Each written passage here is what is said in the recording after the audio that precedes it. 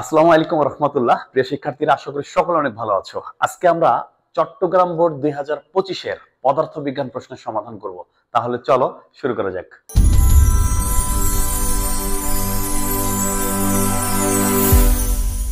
প্রথমেই যদি আমরা 1 নং প্রশ্নের দিকে একটু লক্ষ্য করি, দেখো আমাদের 1 নং প্রশ্নে কি বলা আছে। 1 নং প্রশ্নের মধ্যে বলা আছে যে একটি গোলাকার বস্তুর ব্যাসার্ধ 1.5 সেন্টিমিটার। তোমরা ধরে নিই এটা একটা গোলাকার বস্তু। এই বস্তুটার যে ব্যাসার্ধ রয়েছে, অর্থাৎ এর ব্যাসার্ধ আর এর মান আমাকে বলে দেওয়া আছে 1.5 সেন্টিমিটার। ওকে, ভালো কথা। আমাকে বলেছে স্লাইড ক্যালিপার্সের সাহায্যে এর ব্যাস পরিমাপ করে 3.2 সেন্টিমিটার পাওয়া গেল। অর্থাৎ আমি এটাকে যখন একটা স্লাইড ক্যালিপার্স স্কেল দিয়ে এর ব্যাস পরিমাপ করেছি, অর্থাৎ এই যে টোটাল ব্যাস পরিমাপ করেছি, এই ব্যাসের মান আমরা পেয়েছি কত? ব্যাসের মান পেয়েছি হচ্ছে 3.2 সেন্টিমিটার। তাহলে তুমি এমনি একটু লজিক্যালি একটু চিন্তা করলে দেখতে পারবা যে একটা বস্তুর ব্যাসার্ধ যদি 1.5 হয়, তাহলে ব্যাস তো নিঃসন্দেহে 3 সেন্টিমিটার হওয়ার কথা। কিন্তু আমি পরিমাপ করে কত পেয়েছি? 3.2 সেন্টিমিটার পেয়েছি। তার মানে এখানে 0.2 সেন্টিমিটারের মধ্যে কিন্তু একটু গরমিল মনে হচ্ছে না? এটা আসলে ত্রুটি, অর্থাৎ আমি ভুল পরিমাপ করেছি। এটা ত্রুটির পরিমাণ হচ্ছে 0.2 সেন্টিমিটার। আচ্ছা, এটা পরে আসছি। এবার খেয়াল করে দেখো, প্রশ্নে বলেছে বস্তুটিকে ভূমি থেকে 54 কিলোমিটার পার বেগে খাড়া উপরের দিকে নিক্ষেপ করা হলো। অর্থাৎ এই বস্তুকে উপরের দিকে নিক্ষেপ করা হয়েছে কত বেগে? আদিবেগ প্রশ্নের মধ্যে বলে দেওয়া আছে 54 কিলোমিটার পার আওয়ার বেগে নিক্ষেপ করা হলো, এবং বস্তুটি একটি নির্দিষ্ট সময় পরে আবার ভূপৃষ্ঠে পতিত হয়। অর্থাৎ এই বস্তুটা সবার উপরে উঠবে এবং একটা নির্দিষ্ট সময় পর আবার ভূমিতে পতিত হবে। এই ছিল উদ্দীপক। এবার দেখো তো আমাদের গ নং প্রশ্নে আমাদেরকে কি জিজ্ঞেস করেছে। আমাদের গ নং প্রশ্নের মধ্যে আমাদেরকে বলেছে যে গোলাকার বস্তুটির ব্যাস পরিমাপের আপেক্ষিক ত্রুটি নির্ণয় করো। অর্থাৎ আমরা যে এই যে ব্যাস যে পরিমাপ করেছি, এই ব্যাস পরিমাপে আমাকে আপেক্ষিক ত্রুটি নির্ণয় করতে বলেছে। এখন তুমি চিন্তা করো তো, আমাকে যদি আপেক্ষিক ত্রুটি নির্ণয় করতে বলে, আমরা আপেক্ষিক ত্রুটির সূত্র আসলে কি জানি? যে আপেক্ষিক ত্রুটি, তাই তো, রিলেটিভ ইরর। আপেক্ষিক ত্রুটির ক্ষেত্রে আমরা কি জানি না? দেখো তো, আমি যদি সংক্ষেপে লিখি যে আপেক্ষিক ত্রুটি ইকুয়াল, উপরে কি আমরা জানি না যে উপরে হচ্ছে চূড়ান্ত ত্রুটি, তাই না? উপরে হচ্ছে কত? চূড়ান্ত ত্রুটি। উপরে থাকবে চূড়ান্ত ত্রুটি এবং নিচে কিন্তু প্রকৃত মান। নিচে কি? প্রকৃত মান। তাহলে খেয়াল করো, আমাদের প্রশ্নে প্রকৃত মান কত হওয়া উচিত ছিল? প্রকৃত মান বোঝাই যাচ্ছে যে আমাদের ব্যাস পরিমাপে যেহেতু, আচ্ছা ব্যাস পরিমাপে আপেক্ষিক ত্রুটি, কিন্তু তাহলে আমাদের প্রকৃত ব্যাসটা কত? যেহেতু ব্যাসার্ধ 1.5, তাহলে ব্যাস কিন্তু নিঃসন্দেহে কত? আমরা নিঃসন্দেহে বলতে পারি ব্যাস হচ্ছে 3 সেন্টিমিটার। তাহলে একটু লিখে ফেলি যে আমরা এখানে কিন্তু লিখতে পারি যে প্রকৃত ব্যাস। তাহলে প্রকৃত ব্যাস অর্থাৎ ডি ইকুয়াল আমরা কি বলতে পারি? 2r, মানে ব্যাসার্ধের দ্বিগুণ। তাহলে 2 গুণন ব্যাসার্ধের মান 1.5 সেন্টিমিটার, অর্থাৎ 3 সেন্টিমিটার। এটা হচ্ছে আমাদের প্রকৃত ব্যাস। কিন্তু পরিমাপকৃত, আমরা আসলে পরিমাপকৃত ব্যাস কত পেয়েছি? আমরা কিন্তু স্কেল দিয়ে পরিমাপকৃত ব্যাস পেয়েছি। পরিমাপকৃত আমরা ব্যাস কত পেয়েছি বলতো? আমরা পেয়েছি 3.2 সেন্টিমিটার। তাহলে আমাদের ভুল হয়েছে কত? তাহলে অতএব আমরা বলতেই পারি চূড়ান্ত ত্রুটি। আমাদের ত্রুটি কত? চূড়ান্ত ত্রুটি। তাহলে চূড়ান্ত ত্রুটি কিন্তু আমরা 3.2 থেকে 3 সেন্টিমিটারকে আমরা যদি বিয়োগ করে দেই, তাহলে আমরা পেয়ে যাব 0.2 সেন্টিমিটার। এই হচ্ছে আমাদের ত্রুটির পরিমাণ। তাহলে আস্তে করে আমরা এখানে ত্রুটির পরিমাণটা বসাই দিই 0.2। প্রকৃত মান কত? প্রকৃত মান এই যে আমরা পেয়েছি 3 সেন্টিমিটার, এখানে বসাই দিচ্ছি হচ্ছে 3 সেন্টিমিটার। যেহেতু আপেক্ষিক ত্রুটি বলেছে, আমরা জানি আপেক্ষিক ত্রুটি শতকরায় প্রকাশ করতে হয়, এটার সাথে কত? 100 গুণ করে দাও। তাহলে একটু ক্যালকুলেট করো তো, দেখো তো উত্তর কত হয়। আমিও তোমাদের সাথে সাথে ক্যালকুলেট করি, দেখি। উপরে হচ্ছে আমাদের 0.2, নিচে হচ্ছে 3 ইন্টু হচ্ছে 100, অর্থাৎ উত্তর আসবে 6.67%। তো এই হচ্ছে আমাদের এই বস্তুটার ব্যাস পরিমাপে আপেক্ষিক ত্রুটি। ওকে, তা আমাকে প্রশ্ন বলেছে যে ব্যাস পরিমাপে আপেক্ষিক ত্রুটি কত? তাহলে ব্যাস পরিমাপে আপেক্ষিক ত্রুটি আসবে 6.67%। আমরা দেখো তো আমাদের ঘ নং প্রশ্নে আসলে আমাদেরকে কি জিজ্ঞেস করেছে একটু দেখো। তাহলে প্রতি বছর দেখো, যখনই সময়ের সঙ্গে সঙ্গে আমাদের প্রশ্নের মান কিন্তু ধীরে ধীরে পরিবর্তন হচ্ছে এবং এটা আপডেট হচ্ছে এবং আরো অত্যাধুনিক প্রশ্ন হচ্ছে। একটু তুমি যদি খেয়াল করো, আমাদের ঘ নং প্রশ্নে কি বলেছে? বলেছে যে ভূমি থেকে 70 মিটার উচ্চতায় বস্তুটিকে ভিন্ন ভিন্ন সময়ে ভিন্ন বেগে দুইবার দেখা যাবে, গাণিতিকভাবে বিশ্লেষণ করো। বাহ, আমাকে বলেছে দেখো যে একটা বস্তু, এটা আমি একটু ছোট করে আঁকি, যে এই বস্তুটাকে আমি উপরের দিকে নিক্ষেপ করেছি। আমাকে বলেছে ভূমি থেকে 70 মিটার উপরে, 70 মিটার উপরে এই বস্তুটাকে আমরা ধরে নিচ্ছি এই পর্যন্ত। বলছে 70 মিটার উপরে এই বস্তুটাকে ভিন্ন ভিন্ন সময়ে দুইবার দেখা যাবে এবং ভিন্ন ভিন্ন বেগে দেখা যাবে। মানে এই কথাটার মানে কি জানো? তুমি খেয়াল করে দেখো, তুমি যখন এই বস্তুটাকে উপরের দিকে নিক্ষেপ করবা, সে কিন্তু উপরের দিকে ওঠার সময় এই যে একবার ভূমি থেকে 70 মিটার, অর্থাৎ সে যখন এই পজিশনে থাকবে, সে বলতো মাটি থেকে কত উপরে আছে? 70 মিটার উপরে আছে। কিন্তু এইখানে যদি তার আদিবেগ শেষ বেগ যদি 0 হয়ে না যায়, তাহলে সে তো আরো উপরের দিকে উঠবে। তার মানে সে আরো উপরের দিকে উঠবে, উঠে উঠে উঠে একটা পর্যায়ে কি হবে? তার বেগ 0 হয়ে যাবে এবং সে পরবর্তী নিচের দিকে নামতে শুরু করবে। এবং সে যখন আবার নিচের দিকে নামতে শুরু করবে, নামতে নামতে নামতে নামতে ঠিক যখন এই পয়েন্টে এসে দাঁড়াবে, তখনও কিন্তু সে দেখো মাটি থেকে কত উপরে আছে? ভূমি থেকে কিন্তু সে এখনো 70 মিটার উপরে আছে। তাহলে দেখো তো, তার মানে সে যাওয়ার সময় একবার ভূমি থেকে 70 মিটার উপরে আছে, আবার উপর থেকে নিচে নামার সময় একবার ভূমি থেকে 70 মিটার উপরে আছে, তাই না? তাহলে ভূমি থেকে 70 মিটার উপরে তাকে আমরা কয়বার পাচ্ছি? দুইবার পাচ্ছি। এবং অবশ্যই সেই সময়টা ভিন্ন হবে। প্রথম ক্ষেত্রে শুধু উপরের দিকে ওঠার সময় যে সময়টা থাকবে, এটা হচ্ছে একটা সময়। আবার শুরু থেকে সে উপরে উঠবে, আবার ফিরে আসার সময় এই যে ফিরে আসবে, এই যে টোটাল যে সময়, এটা হচ্ছে আমাদের দ্বিতীয় সময়। অর্থাৎ তাকে আমরা দুইটা ভিন্ন ভিন্ন সময়ে ভূমি থেকে 70 মিটার উপরে আমরা তাকে পাচ্ছি। এখন আমাকে আবার বলছে ভিন্ন ভিন্ন বেগে। এখানে একটা মজার ব্যাপার হচ্ছে, তুমি খেয়াল করে দেখবা যে একটা একই উচ্চতায় বস্তুর বেগ কিন্তু কখনো আসলে ভিন্ন হয় না, বেগ কিন্তু সেম থাকবে। অর্থাৎ আমি তোমাকে বুঝিয়ে যাচ্ছি, সে উপরে ওঠার সময় এই পয়েন্টে বেগ যদি 20 থাকে, সে নিচে নামার সময় এই পয়েন্টে বেগ কিন্তু 20ই থাকবে। পার্থক্য কোথায়? হয়তো সে উপরে ওঠার সময় বেগের মান হবে প্লাস এবং নিচে নামার সময় সেটা হবে মাইনাস। যেহেতু বেগ হচ্ছে ভেক্টর রাশি, অর্থাৎ এটা তো দিকের উপরে ডিপেন্ড করে, অর্থাৎ মান সেম থাকলেও তার দিক কিন্তু ভিন্ন, এই জন্য আমরা বলতে পারি বেগও ভিন্ন। এবার আসলে আমরা ম্যাথটা আমরা কমপ্লিট করি, দেখি আমাকে কি জিজ্ঞেস করেছে। আমাকে বলেছে যে, প্রশ্ন কি বলেছে? আমাকে সুন্দর করে বলেছে যে ভূমি থেকে 70 মিটার উচ্চতায় বস্তুটিকে ভিন্ন ভিন্ন সময়ে ভিন্ন বেগে দুইবার দেখতে পাওয়া যাবে। তাহলে একটু এক কাজ করি, আমরা লিখি 70 মিটার উপরে, 70 মিটার উপরে সময় নির্ণয় করবো, তাই তো? সময় নির্ণয় করবো। তুমি খেয়াল করো তো, আমরা কি এই সূত্রটা জানি না যে h equal UT minus half GT square? অবশ্যই আমরা এটা জানি, যেহেতু নিক্ষিপ্ত বস্তু, তাহলে অবশ্যই এটা কি হবে? মাইনাস হবে। তাহলে এক কাজ করি, ইকুয়াল এখানে এইচ এর মান আমরা কত বসাতে পারি? আমরা কিন্তু বসাতে পারি 70। ইকুয়াল আদিবেগ কত ছিল? কত বেগে নিক্ষেপ করেছি?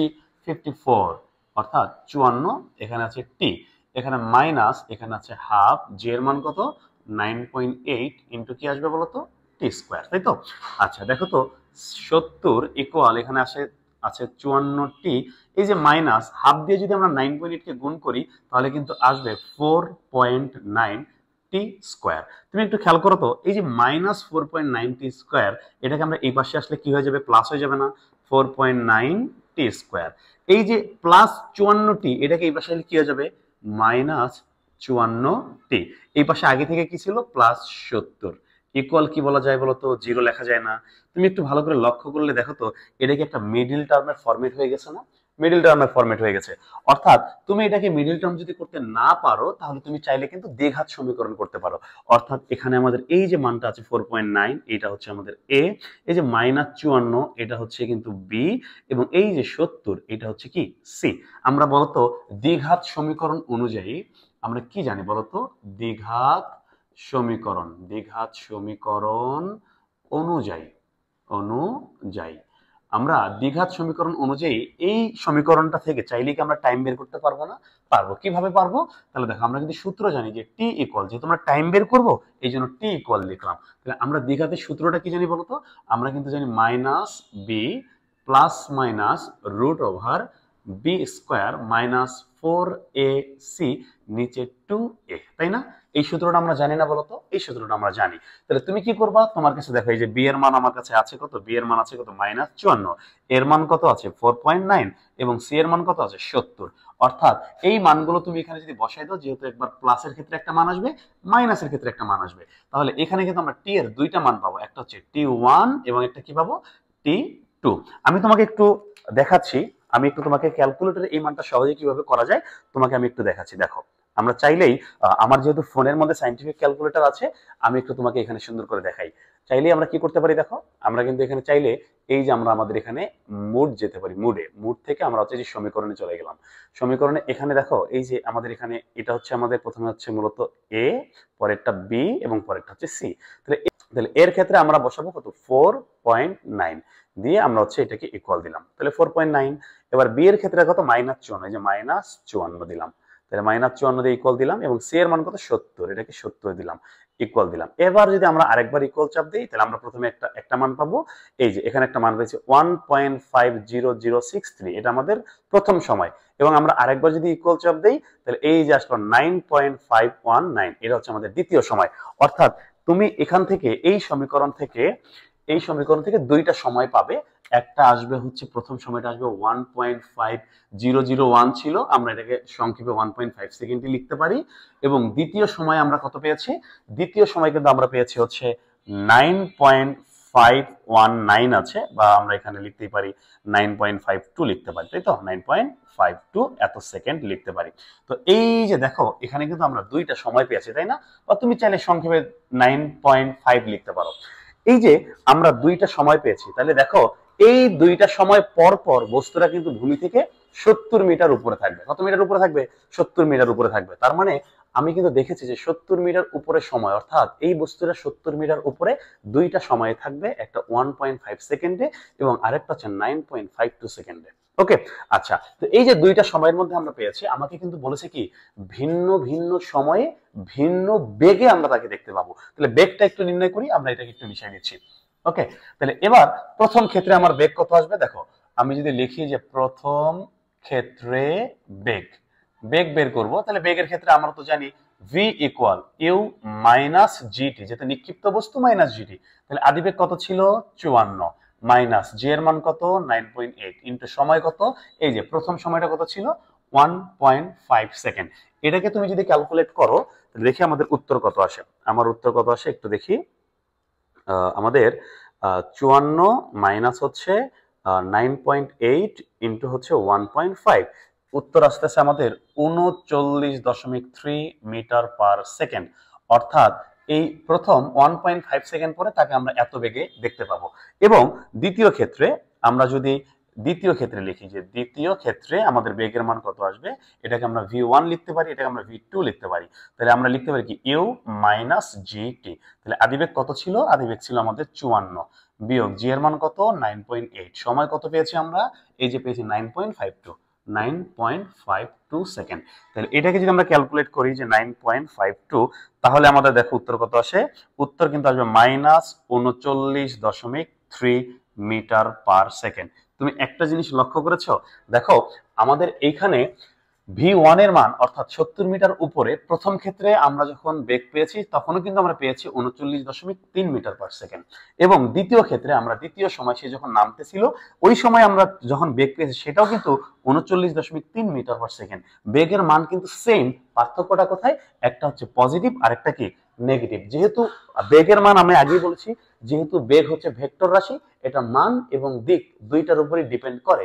যেহেতু এখানে মানের মান সমান রয়েছে, কিন্তু দিক যেহেতু ভিন্ন, তাহলে আমরা বলতেই পারি বেগ আসলে ভিন্ন। এই জন্যই মূলত আমাকে প্রশ্ন কি বলেছে, উদ্দীপকের বস্তুটির ক্ষেত্রে আমাকে কি বলেছে, যে দেখাও 70 মিটার উচ্চতায় বস্তুটিকে আমরা ভিন্ন ভিন্ন সময়ে ভিন্ন ভিন্ন বেগে দুইবার দেখা যাবে। তাহলে আমরা দেখেছি যে ভিন্ন ভিন্ন সময়ে ভিন্ন ভিন্ন বেগে আমরা তাকে কয়বার দেখবো, দুইবার দেখবো। এই হচ্ছে আমাদের কোশ্চেন। তাহলে এই যে এই আনসারটাকে চাইলেই কিন্তু আবার অনেক ভাবে সমাধান করা যায়। তোমাদের মনে অনেকের মনে কিন্তু একটা প্রশ্ন আসতে পারে যে স্যার আপনি যে এখানে বেগ নির্ণয় করার সময় যে সূত্রটা ইউজ করেছেন যে v equal U minus GT, আমরা জানি এটা নিক্ষিপ্ত বস্তুর সূত্র।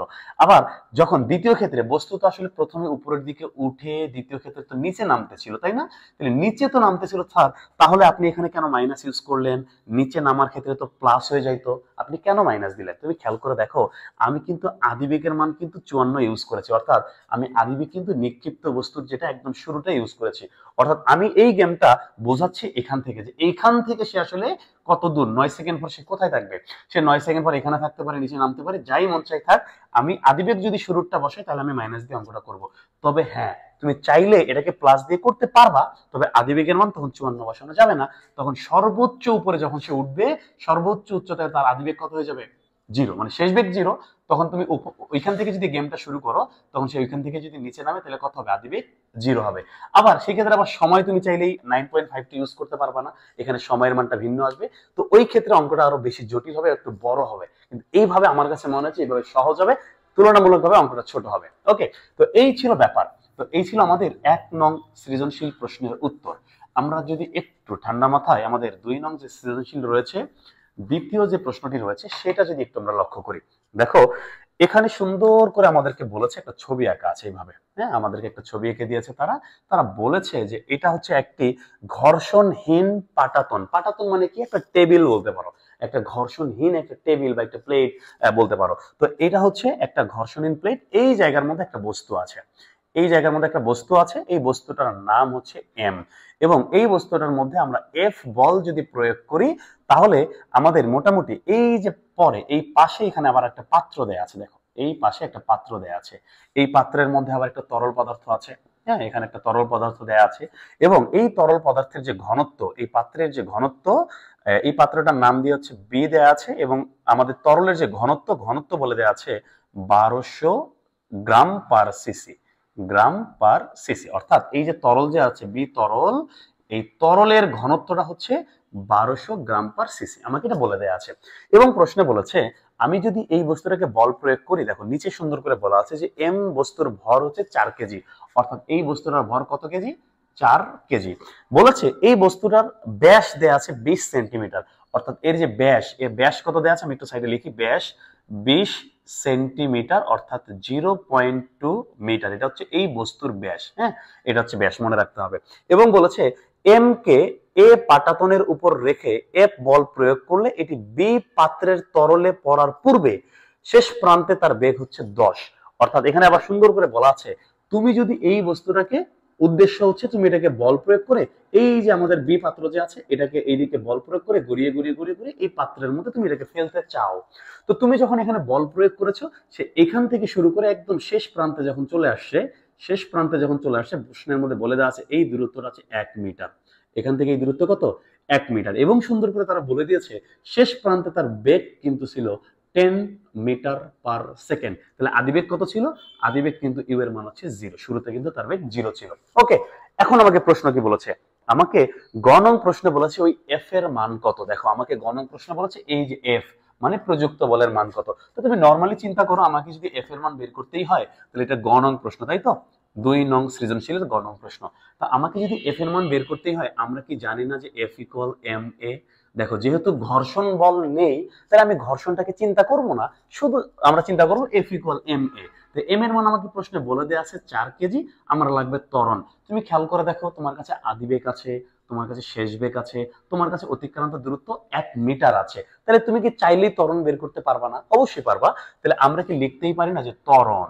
হ্যাঁ, ত্বরণ কিভাবে বের করা যাবে, আমরা জানি যে ভি স্কোয়ার ইকুয়াল কি ইউ স্কোয়ার প্লাস 2as। তাহলে দেখো, বা ভি স্কোয়ার ইকুয়াল কি লেখা যায় 2as, কারণ আদিবেগ যেহেতু 0 তাহলে এটা ক্যান্সেল হয়ে যাবে। অতএব আমরা বলতে পারি a equal V square by কি লেখা যাবে 2s। তুমি খেয়াল করো শেষ বেগ, শেষ বেগ কত ছিল 10, 10 এর উপর কি আছে স্কোয়ার, নিচে 2 ইন্টু এস এর মান কত, এস এর মান 1 মিটার, এই যে এস এর মান কত 1 মিটার।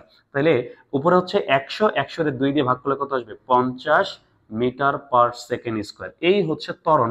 তাহলে আমরা যদি ত্বরণের মান পেয়ে যাই 50, আমাকে বলছে বলের মান কত, তাহলে এই ত্বরণের জায়গায় আমরা 50 বসাই দিই, তাহলে উত্তর আসবে 200 নিউটন। তো এই হচ্ছে আমাদের বলের মান। তাহলে আমাকে প্রশ্ন বলেছে বলের মান কত, উত্তর হচ্ছে 200 নিউটন। সিম্পল, এই তো সুন্দর কোশ্চেন, তাই তো। তাহলে একটু নরমালি চিন্তা করলে কোশ্চেনটা বোঝা যাবে যেটার উত্তর আসলে কি হবে। ওকে ফাইন, তাহলে আমরা যদি এটা বুঝে যাই, আমাকে দেখো ঘ নং প্রশ্ন কি বলেছে।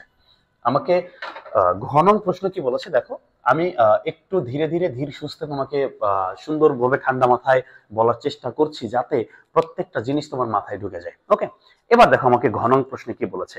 আমাকে ঘ নং প্রশ্নের মধ্যে বলেছে এম বস্তুটি বি তরলে ভাসবে নাকি ডুবে যাবে। বা ভালো কোশ্চেনের একদম জাতীয় কোশ্চেন বলা যায়। আমাকে বলছে যে এই যে বস্তুটি আছে, এই বস্তুটি যদি তরলের মধ্যে পড়ে যায় সেটা কি ভাসবে নাকি ডুবে থাকবে। এখন একটা বস্তুকে তরলের মধ্যে ছেড়ে দিলে সেটা আসলে ভেসে থাকে নাকি ডুবে যাবে, এটা তো কয়েকটা শর্তের উপর ডিপেন্ড করে, তাই না? তাহলে একদম সহজ শর্তটাই আমরা চিন্তা করি।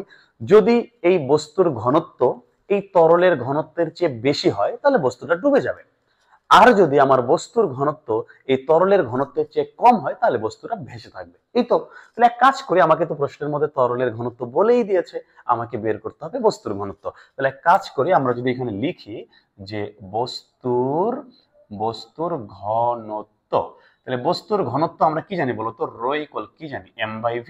তাহলে m এর মান কত আছে, 4 কেজি, এখানে 4 কেজি। আর আয়তন কত আছে বলতো, আয়তন কি আছে, নাই। এই যে আয়তনের জন্য আমাকে একটা শর্ত দেয়া আছে, ব্যাস বলে দেয়া আছে, যেহেতু গোলাকার বস্তু তাহলে আমরা কাজ করতে পারি, আয়তনটা লিখতে পারি কি, আয়তন। আমরা এখানে লিখি বস্তুর আয়তন। আয়তনের সূত্র আমরা কি জানি, যেহেতু ব্যাস বলে দেয়া আছে তাহলে আমরা জানি 1/6 পাই ডি কিউব। এটা আমরা জানি না বলতো, জানি। তাহলে দেখো তো 1/6 ইন্টু 3.14, সরি 1416 ইন্টু ব্যাস কত, ব্যাস দেখো এটাকে মিটার আছে, তুমি চাইলে মিটার করতে পারো, আমরা কাজ করি এটাকে সেন্টিমিটারেই রাখি। হ্যাঁ, তাহলে সেন্টিমিটারই ইউজ করি। তাহলে এখানে যদি আমরা 20 সেন্টিমিটার ইউজ করি তার উপর কি দিয়ে দিব, কিউব। তাহলে উত্তর কিন্তু এটাকে, তাহলে উত্তর আমাকে কিসে লিখতে হবে, সেন্টিমিটার কিউবেই লিখতে হবে। আচ্ছা, তাহলে এবার একটু আসি, যেহেতু আমি সেন্টিমিটার ইউজ করেছি, ব্যাসের মান যেহেতু সেন্টিমিটার ইউজ করেছি, অবশ্যই উত্তরটা সেন্টিমিটারে লিখতে হবে। তাহলে 1/6 ইন্টু হচ্ছে 3.1416 ইন্টু 20, তার উপর কি আসবে, কিউব। 20-এর উপরে কিউব যদি হয় উত্তর আসবে 4188.8, এত সেন্টিমিটার কিউব। একটু ভালো করে দেখো, তাহলে আমরা এখানে সেন্টিমিটার রেখেছি, এককটাকে আমরা সেন্টিমিটার কিউব লিখেছি। এবার তাহলে কাজ করো, তাহলে উপরে আমাদের ভর কত ছিল বলতো, প্রশ্নের মধ্যে ভর কত ছিল, 4 কেজি ছিল না, ভর ছিল 4 কেজি। এটাকে আমরা গ্রাম করে ফেলি, তাহলে আসবে কত, 4000 গ্রাম। এখন তুমি বলতে পারো যে স্যার সব সময় তো আসলে আমরা অঙ্ক করি প্রশ্নের মধ্যে গ্রাম থাকলে এটাকে আমরা কেজি করে নিই, আপনি কেন উল্টা কাজ করতেছেন, আপনি কেন গ্রাম করতেছেন?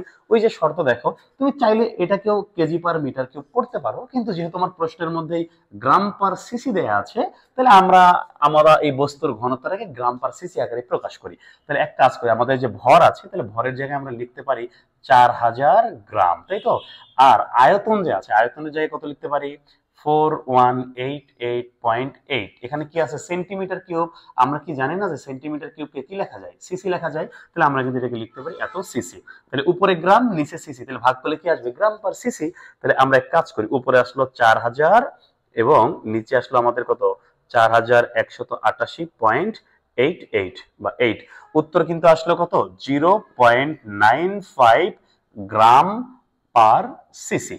অর্থাৎ আমাদের এই বস্তু যে আছে, বস্তুর ঘনত্ব মাত্র 0.95 গ্রাম পার সিসি, কিন্তু আমাদের তরলের ঘনত্ব হচ্ছে কত, 1200 গ্রাম পার সিসি। তাহলে অবশ্যই আমাদের বস্তুর ঘনত্ব ওই তরলের ঘনত্বের চেয়ে কম, যেহেতু কম তার মানে বস্তুটি ভেসে থাকবে। তাহলে উত্তর কি হবে, উত্তর হবে, তুমি এটাকে লিখতে পারো যে বস্তুর ঘনত্বটাকে আমরা এটাকে রো লিখতে পারি এবং তরলের ঘনত্বকে আমরা রো ড্যাশ লিখতে পারি।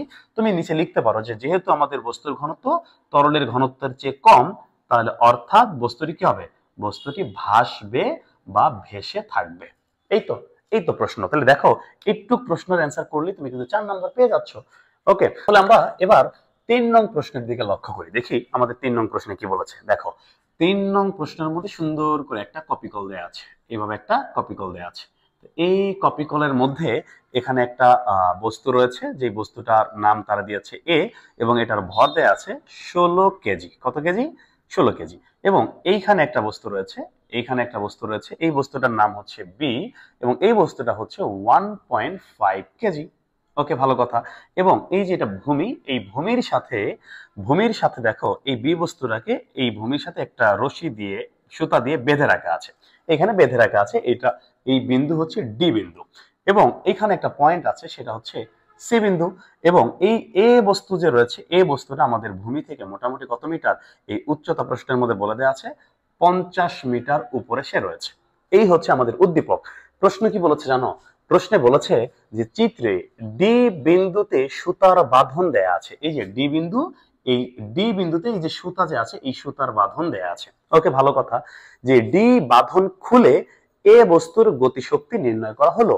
অর্থাৎ এই বাঁধনটা যদি আমি খুলে দেই, নিঃসন্দেহে আমাদের এই বস্তুটা নিচের দিকে যাবে, কারণ এটা ভর বেশি 16 কেজি, আর এটা তো 1.5 কেজি, তাহলে এটা অবশ্যই কি হবে, নিচের দিকে যাবে, আর এই বস্তু কিন্তু উপরের দিকে যাবে। এবং এই যদি নিচের দিকে যায়, তার একটা বেগ থাকবে, আর বেগ থাকলে তার গতিশক্তি থাকবে। তো প্রশ্নের মধ্যে বলেছে যে গতিশক্তি নির্ণয় করা হলো। এবার দেখি আমাদের প্রশ্নে কি বলেছে। আমাদের প্রশ্নে বলেছে, গ নম্বর বলেছে, ডি বাঁধন থাকা অবস্থায় এ বস্তুর বিভব শক্তি নির্ণয় করো। অর্থাৎ এই যে যখন বাঁধনটা এই অবস্থায় আছে, তখন তো সে কি নামতে পারবে না, সে ওই অবস্থায় স্থির অবস্থায় রয়েছে।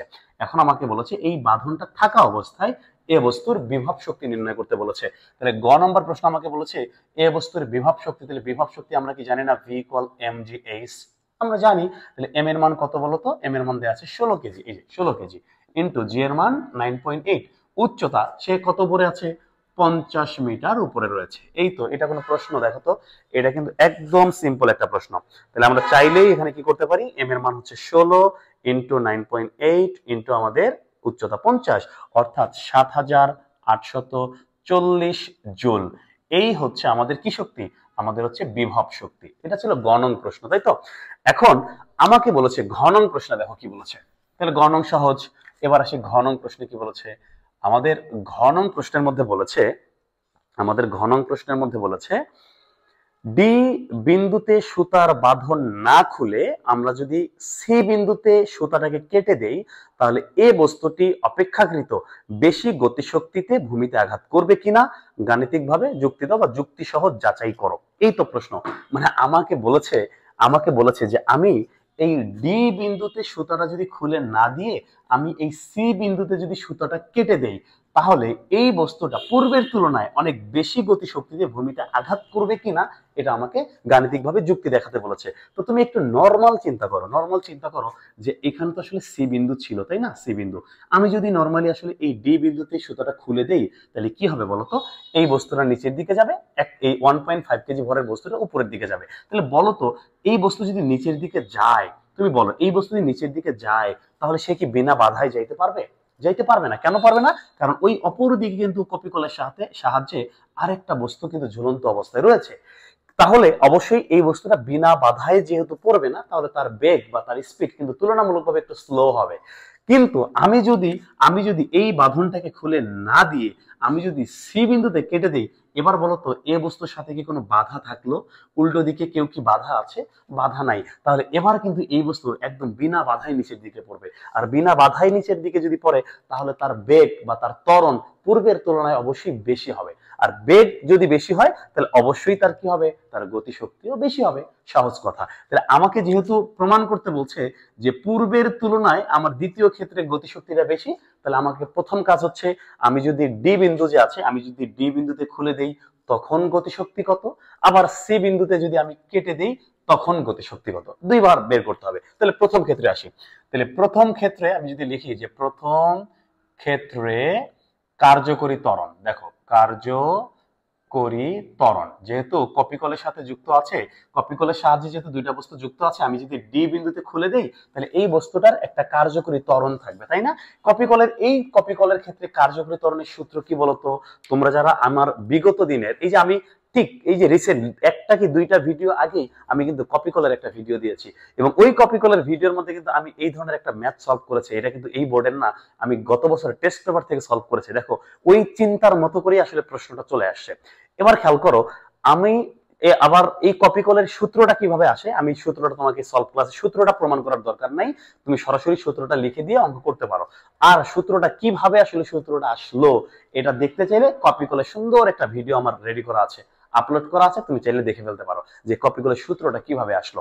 এবার একটু খেয়াল করো, তাহলে কার্যকরী ত্বরণ, এই ক্ষেত্রে ত্বরণের সূত্র কিন্তু আছে m1 - m2 ইন্টু হচ্ছে জি, এবং নিচে হচ্ছে m1 + m2, অর্থাৎ এই কপিকলের ক্ষেত্রে কার্যকরী ত্বরণ নির্ণয় সূত্র হচ্ছে এটা। এবার এই ক্ষেত্রে আমরা m1 মানে প্রথম বস্তুর ভর কত, 16 কেজি, বিয়োগ দ্বিতীয় বস্তু কত, 1.5 কেজি, জি এর মান কত, 9.8, এবং ভাগ করো m1 এর মান 16 যোগ হচ্ছে কত, 1.5। এটাকে আমি যদি একটু ক্যালকুলেট করি, তাহলে দেখো, এটাকে তুমি যদি ক্যালকুলেট করো, তাহলে তোমার ত্বরণ কত আসবে, 8.12, তোমার ত্বরণ আসবে 8.12 মিটার পার সেকেন্ড স্কোয়ার। তুমি একটা জিনিস খেয়াল করে দেখছো, যদি একটা বস্তু আসলে বিনা বাধায় নিচের দিকে পড়ে তখন তার ত্বরণ থাকা উচিত 9.8। তার মানে এই বস্তুর ত্বরণ 8 পয়েন্ট কেন হয়ে গেল, 9 পয়েন্ট হইল না কেন? এর পিছনে কারণ হচ্ছে সে বিনা বাধায় পড়ছে না, তার একটা বাধা আছে। ওকে, তাহলে আমি এখন যদি গতিশক্তি একদম ভূমিতে আঘাত করবে যে গতিশক্তি বের করতে চাই, তাহলে অবশ্যই কি আমার আঘাত করার মুহূর্তে বেগ লাগবে না? তাহলে দেখো আমরা কিন্তু লিখতেই পারি যে ভূমিতে, আমরা লিখতেই পারি ভূমিতে আঘাতের আঘাতের মুহূর্তে, হ্যাঁ, আঘাতের মুহূর্তে বেগ। তাহলে বেগ যদি আমরা বের করে ফেলতে পারি, যে আমরা কি জানি বলতো, ভি স্কোয়ার ইকুয়াল কি জানি, 2gh। আমরা জানি ইউ স্কোয়ার প্লাস 2gh, যেহেতু আদিবেগ এখানে 0, তাহলে আমরা এটা লিখলাম না। তাহলে 2 ইন্টু এই যে দেখো তো জি, আমি কি চাইলে এখানে জি ইউজ করতে পারবো? আমি কিন্তু এখানে জি ইউজ করতে পারবো না, কারণ কি, জি তখনই ইউজ করা যায় যখন একটা বস্তু বিনা বাধায় পড়ে। তাহলে এটা তো বিনা বাধায় পড়তেছে না, তাহলে জি এর পরিবর্তে এখানে এ ইউজ করতে হবে, অর্থাৎ কার্যকরী ত্বরণ। এখানে অভিকর্ষ ত্বরণ ইউজ করা যাবে না। তাহলে এই যে আমরা এর মান কত পেয়েছি, 8.12 ইন্টু উচ্চতা কত বলতো, উচ্চতা আছে 50। তাহলে এটাকে যদি আমরা ক্যালকুলেট করি তাহলে দেখি আমাদের উত্তর কত আসে, ভি স্কোয়ারের মান কত আসে দেখি। আমাদের ভি স্কোয়ারের মান কত আসে দেখি, যে 2 ইন্টু 8.12 এবং ইন্টু হচ্ছে 50, এটাকে ক্যালকুলেট করলে আসবে 812। দেখো আমি কিন্তু রুট করি নাই, ভি স্কোয়ার রেখেছি, কেন বলতো, ওই যে গতিশক্তি বের করবো half M V square, V square লাগবেই, এটাকে এইভাবে রাখলাম। তাহলে একক কি লিখবো, একক কিন্তু লিখতে হবে মিটার স্কোয়ার সেকেন্ড ইনভার্স 2। তুমি একটু ভালোভাবে নজর দিলেই দেখো আমি কিন্তু বেগের একক কিন্তু মিটার পার সেকেন্ড লিখি নাই, আমি কিন্তু লিখেছি মিটার স্কোয়ার সেকেন্ড ইনভার্স 2। কেন লিখেছি, কারণ এটা কিন্তু বেগ না, বেগের বর্গ, অর্থাৎ এককের উপরেও বর্গ করতে হবে। এবার খেয়াল করো, এবার যদি আমরা গতিশক্তি বের করি, যে গতিশক্তি মানে কি, T1, অর্থাৎ প্রথমের গতিশক্তিটাকে আমরা T1 লিখছি। তাহলে গতিশক্তি আমরা কি লিখতে পারি, হাফ এম ভি স্কোয়ার। তাহলে হাফের জায়গায় হাফ, এম এর মান ভর কত কেজি ছিল, 16 কেজি, বেগের ভি স্কোয়ারের মান কত পেয়েছে, 812। তাহলে এটাকে যদি আমরা ক্যালকুলেট করি দেখি কি আসে, হাফ গুণন 16 গুণন 812, তাহলে উত্তর আসবে 6496 জুল। অর্থাৎ এই হচ্ছে আমাদের প্রথম ক্ষেত্রে গতিশক্তি। এবার যদি বলছে সি বিন্দুতে, এটা কিন্তু আমরা এই যে অঙ্কটা করেছি এটা কিন্তু প্রথম ক্ষেত্রে মানে কি বলতো, অর্থাৎ আমি যদি এই যে ডি বিন্দুতে সুতাটা খুলে দিই সেক্ষেত্রে গল্পটা এমন হবে। এবার যদি বলি যে সি বিন্দুতে সুতা কেটে দিলে, তাহলে সি বিন্দুতে সুতা যদি কেটে দেই তাহলে বেগ কত হবে। এবার যদি আমরা লিখি যে ভি স্কোয়ার ইকুয়াল 2gh, তাহলে এবার দেখো তো 2 এর জায়গায় 2, এবার কিন্তু জি এর জায়গায় আমি কত বসাতে পারবো, এবার কিন্তু আমি জি এর জায়গায় 9.8 ইউজ করতে পারবো। কেন বলো তো, কারণ আমি যদি সি বিন্দুতে কেটে দেই তাহলে কিন্তু এই বস্তু ভূমিতে পড়ার ক্ষেত্রে আর কোনো বাধা থাকলো না, পিছনে কেউ তাকে আর আটকাচ্ছে না, কেউ বাধা দিচ্ছে না, যেহেতু বিনা বাধায় পড়বে তাহলে অভিকর্ষ ত্বরণ ইউজ করতে পারবো 9.8। তাহলে 9.8 আর উচ্চতা কত, 50। তাহলে এই ক্ষেত্রে আমাদের ভি স্কোয়ারের মান কত আসবে, এক্ষেত্রে আমাদের ভি স্কোয়ারের মান কত আসবে দেখি, হাফ গুণন 2 গুণন 9.8 গুণন 50। তাহলে এবার কিন্তু আসবে 980 মিটার স্কোয়ার সেকেন্ড ইনভার্স 2। তাহলে আমরা যদি গতিশক্তি বের করি তাহলে আমরা এটাকে T2 লিখতে পারি, যে হাফ এম ভি স্কোয়ার, হাফের জায়গায় আমরা হাফ লিখলাম, এম এর মান 16 কেজি এবং ভি স্কোয়ারের মান আমরা পেলাম কত, 980। তাহলে এই যে অ্যান্সারের সাথে আমরা যদি 980 গুণন হচ্ছে হাফ গুণন হচ্ছে 16, উত্তর আসবে আমাদের 7840 জুল। এই হচ্ছে আমাদের কাঙ্ক্ষিত অ্যান্সার। আমাকে প্রশ্ন কি বলেছে বলতো, আমাকে প্রশ্ন বলেছে আমরা যদি ডি বিন্দুতে সুতাটি খুলে না দিয়ে আমরা যদি সি বিন্দুতে সুতাটি কেটে দেই তাহলে এই বস্তুটি ভূমিতে পূর্বের তুলনায় বেশি গতিশক্তিতে আঘাত করবে। তাহলে তুমি একটু খেয়াল করো, আমরা এই জন্য আগে পূর্বের গতিশক্তি বের করেছি, এই যে গতিশক্তি T1 এটা কিন্তু আমাদের পূর্বের গতিশক্তি, তাই তো। তাহলে পূর্বের গতিশক্তি কত, পূর্বের গতিশক্তি হচ্ছে 6496, কারণ তখন আমাদের কিন্তু এই বস্তুটা ঝুলানো ছিল। এবার পরবর্তীতে যদি আমি এখানে সুতাটি কেটে দেই তাহলে গতিশক্তি কত বলতো, এবার পরের গতিশক্তি আমরা পেলাম 7840। তো আমাকে সুন্দর করে বলেছে যে পূর্বের তুলনায় বেশি গতিশক্তিতে ভূমিতে আঘাত করবে, তাহলে এটা হচ্ছে প্রমাণ যে অবশ্যই আমার দ্বিতীয় গতিশক্তিটা পূর্বের তুলনায় বেশি হয়েছে। ওকে, এই হচ্ছে আমাদের কাঙ্ক্ষিত অ্যান্সার। তাহলে এই ধরনের ম্যাথ আসলে চিন্তা করার জন্য তোমাকে কিন্তু কপি কলটা একটু ভালো করে বুঝতে হবে, কপি কলটা আয়ত্ত করতে হবে। এবং আমি এই যে বলছি এই যে সূত্রটা, এই সূত্রটা যে লিখছি এটা কই থেকে আসলো? হ্যাঁ, এটা কই থেকে আসলো? আগের বইয়ের মধ্যে কিন্তু এটা প্রপারলি দেওয়া ছিল না, কিন্তু নতুন যে বই, নতুন বইয়ের মধ্যে কিন্তু মডিফাই করে এটা সুন্দর করে দেয়া আছে, উল্লেখ করা আছে। এবং খেয়াল করো, এটা কিন্তু আগের বইয়ে না থাকলেও আগেও কিন্তু কপি কল থেকে প্রশ্ন এসেছে। হ্যাঁ, তখন কিন্তু আসলে এই সূত্রটা তোমাকে জানতেই হয় মূলত, এবং আমরাও কিন্তু এই সূত্রটা কিভাবে আসলো এটা কিন্তু সুন্দর করে প্রমাণ করেও দিয়েছি। ওকে, তাহলে তোমাকে একটু পড়াশোনাটা এই যত্ন করে করতে হবে, তাইলেই ব্যাপারটা ফিল করা যাবে আসলে কি ঘটতেছে এখানে। ওকে, আশা করি তুমি ব্যাপারটা বুঝে গিয়েছো। তো এই ছিল আমাদের 3 নং প্রশ্নের উত্তর।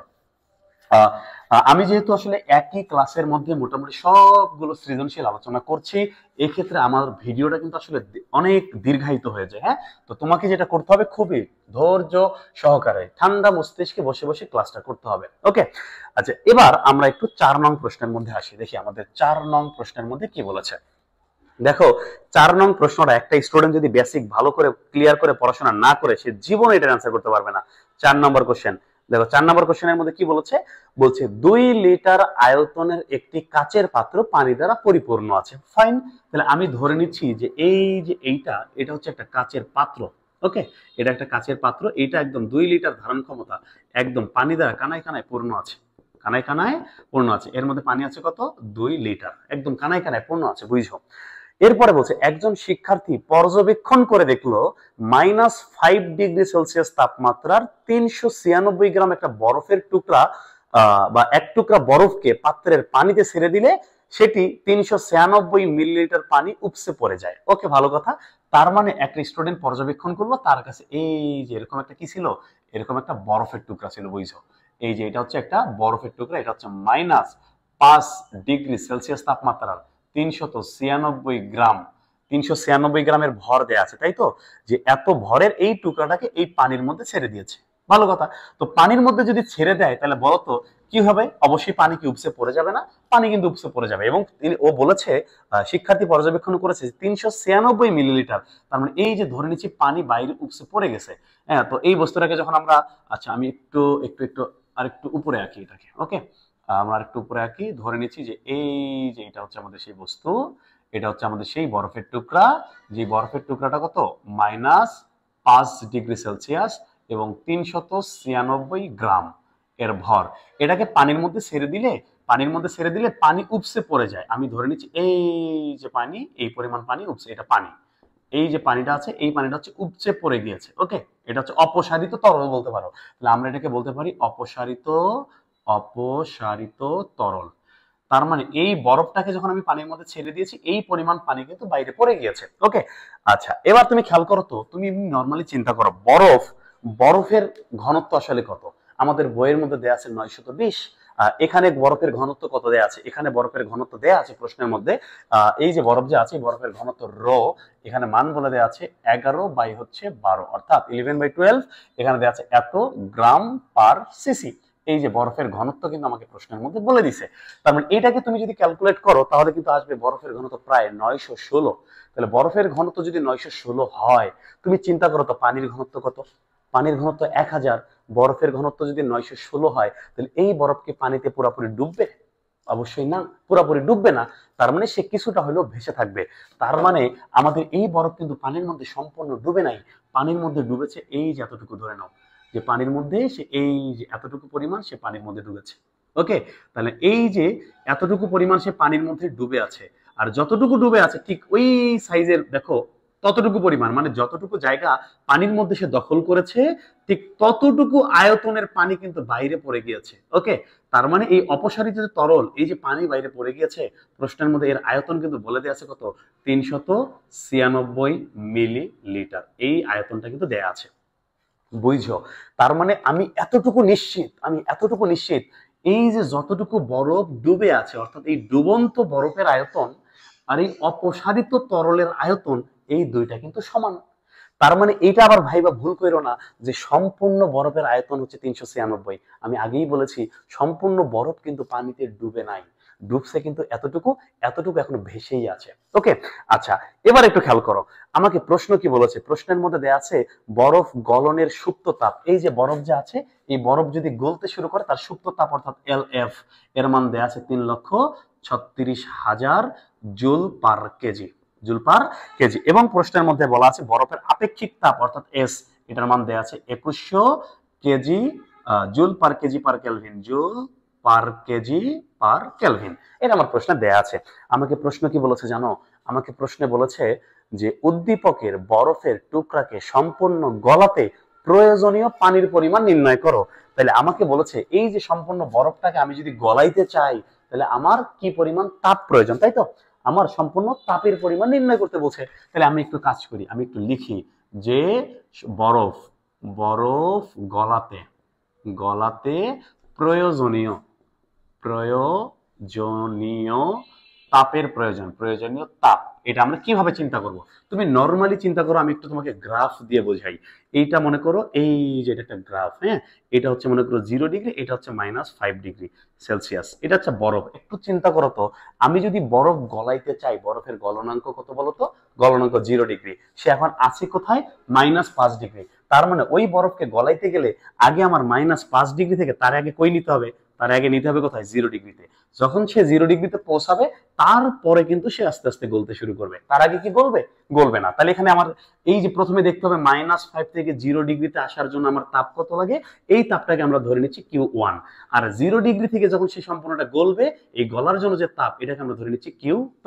অর্থাৎ বরফ গলানোর যে প্রয়োজনীয় তাপ Q ইকুয়াল আমরা কি লিখতে পারি? Q1 প্লাস হচ্ছে কি Q2।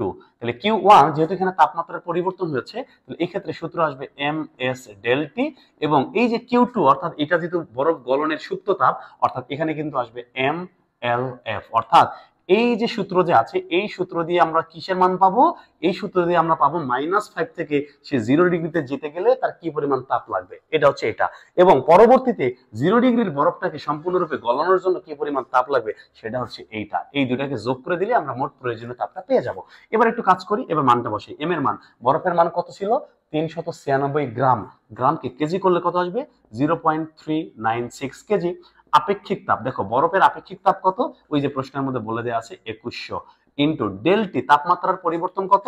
এই যে দেখো -5 থেকে সে যদি 0-তে যায়, পরিবর্তন কত হবে? পরিবর্তন হবে 5, অবশ্যই 5 হবে। এইটা হচ্ছে আমাদের প্রথম ক্ষেত্রে।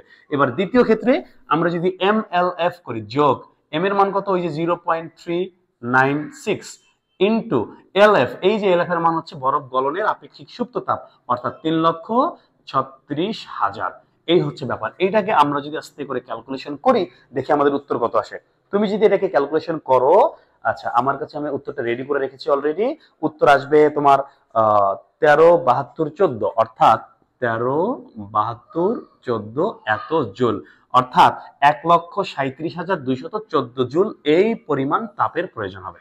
অর্থাৎ এই বরফ গলাতে প্রয়োজনীয় তাপের পরিমাণ হবে 1,37,214 জুল। এই তো, এই হচ্ছে আমাদের কাঙ্ক্ষিত অ্যান্সার। তাহলে এইটা কিন্তু একটা স্টুডেন্ট নরমালি তার ঠান্ডা মাথায় চিন্তা করতে হবে, যেহেতু -ডিগ্রি আছে, আগে মাইনাস থেকে তাকে 0-তে নিতে হবে, তারপরে সে গলবে, তার আগে কিন্তু সে গলবে না। ওকে, এই হচ্ছে আমাদের কাঙ্ক্ষিত অ্যান্সার। এবার আসি, এবার এটা ছিল আমাদের গ নং প্রশ্নের উত্তর। দেখো আমাকে ঘ নং প্রশ্নের মধ্যে কি বলেছে। আমাকে ঘ নং প্রশ্নের মধ্যে প্রশ্ন বলেছে যে উদ্দীপকের শিক্ষার্থীর পর্যবেক্ষণ সঠিক ছিল কিনা উত্তরের সপক্ষে যুক্তি দাও। একটু শিক্ষার্থী কি পর্যবেক্ষণ করছে একটু দেখো। শিক্ষার্থীর পর্যবেক্ষণটা ছিল যে এই বরফের টুকরাটাকে যখন সে পানির মধ্যে ছেড়ে দিল, এখান থেকে পাত্র থেকে এই 396 মিলিলিটার পানি কিন্তু উপচে পড়ে যায়, মানে অপসারিত হয়ে যায়।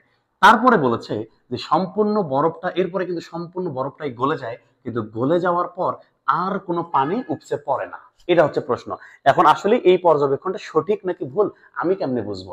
তুমি একটা জিনিস খেয়াল করো তো, আমাদের এই যে সম্পূর্ণ বরফ যে আছে, আমি যদি তোমাকে দেখাই যে সম্পূর্ণ বরফের আয়তন কত, দেখো সম্পূর্ণ আমি যদি লিখি যদি সম্পূর্ণ সম্পূর্ণ বরফের আয়তন আয়তন, তাহলে আমরা কি জানি বলতো? আমরা কি রো ইকুয়াল কি জানি? m/v না, অতএব v ইকুয়াল কি লেখা যায়? m/রো। তাহলে m এর মান কত বলতো? ওই যে m এর মান বরফের ভর দেওয়া ছিল 0.396 কেজি, এটা গ্রাম ছিল, আমরা এটা কেজি ইউজ করেছি। এবং ঘনত্ব, এই দেখো ঘনত্ব কত দেওয়া আছে এখানে? 11/12 দেওয়া আছে, তাই তো? এই যে এটা কিন্তু গ্রাম পার সিসিতে আছে, তাই না? তাহলে এক কাজ করি আমরা এটাকে গ্রাম পার সিসিতে যেহেতু আছে, তাহলে উপরেরটা আমরা গ্রামে বসাই দিই। তাহলে ভরের মান বসাই দিই 396 গ্রাম, এবং নিচে ঘনত্ব বসাই দিই 11/12, এত হচ্ছে কত? গ্রাম পার সিসি। তাহলে দেখি উত্তর কত আসে। তাহলে এই যে 396 ভাগ হচ্ছে ভাগ হচ্ছে 11/12। উত্তর কিন্তু আসে কত? 432 এত সেন্টিমিটার কিউব, বা এত সেন্টিমিটার কিউব। এই যে এত সেন্টিমিটার কিউব কথাটার মানে কি বলতো? এত সেন্টিমিটার কিউব কথাটার মানে হচ্ছে 432 মিলিলিটার। 432 মিলিলিটার কেন বলতো? কারণ 1 সেন্টিমিটার কিউব ইকুয়াল হচ্ছে 1 মিলিলিটার। 1 মিলিলিটার। ওকে, তাহলে এখন আমি তোমাকে আসলে যে জিনিসটা বোঝাইতে যাচ্ছি, এখানে যে বরফটা ছিল, এই বরফের টোটাল আয়তন কিন্তু ছিল কত? 432। টোটাল আয়তন ছিল 432। এটাকে যখন আমি পানির মধ্যে ছেড়ে দিলাম, সে যদি পুরোটাই ডুবে যাইতো, তাহলে সম্পূর্ণ কতটুকু জায়গা দখল করতো? 432 মিলিলিটার। তাহলে আমার কিন্তু সম্পূর্ণ 432 মিলিলিটার পানি উপচে পড়তো। এখানে কি 432 মিলিলিটার উপচে পড়েছে? উপচে কিন্তু পড়ে নাই। পড়েছে কতটুকু? পড়েছে 396 মিলিলিটার। তার মানে 432 থেকে আমরা যদি বিয়োগ করে দিই 396, তার মানে আমার এখনো এই যে উপরের যে ফাঁকা জায়গা, একটু কিন্তু হচ্ছে আমাদের 36 মিলিলিটার। তার মানে এই 36 মিলিলিটার সে কিন্তু ভেসে আছে, সে কিন্তু পানির মধ্যে ডুবে নাই। ওকে, এখন আমাকে প্রশ্ন কি বলেছে? আমাকে প্রশ্ন বলেছে শিক্ষার্থীর পর্যবেক্ষণ সঠিক ছিল কিনা। আমাকে আসলে কি বের করতে হবে? আমাকে বের করতে হবে, দেখো, তার মানে এখানে কিন্তু এই যে পানি, যেহেতু এখান থেকে 396 মিলিলিটার অপসারিত হয়েছে, এখন আমাকে দেখতে হবে এই সম্পূর্ণ বরফটা যদি গলে পানিতে পরিণত হয়, তাহলে তার আয়তন কত হয়। যদি এই সম্পূর্ণ বরফটা গলে যাওয়ার পর, এর আয়তন যদি হয় কত? 396, মানে এই জায়গার সমান, তার মানে সম্পূর্ণ বরফটা গলে এই জায়গাটা ফিল আপ হয়ে যাবে। আর এছাড়া যদি সম্পূর্ণ বরফটা গলে 396 এর চেয়ে বেশি আয়তন হয়, তাহলে কিন্তু পানি উপচে পড়ে যাবে, তাই না? এই তো বিষয়। তাহলে এবার একটু আসলে আমরা দেখি। আচ্ছা, এটা কিন্তু আমাদের অঙ্কের কাজে লাগবে না, এটা আমি তোমাকে বোঝানোর জন্য লিখেছি। আমাদের অঙ্কের জন্য কি কাজে লাগবে?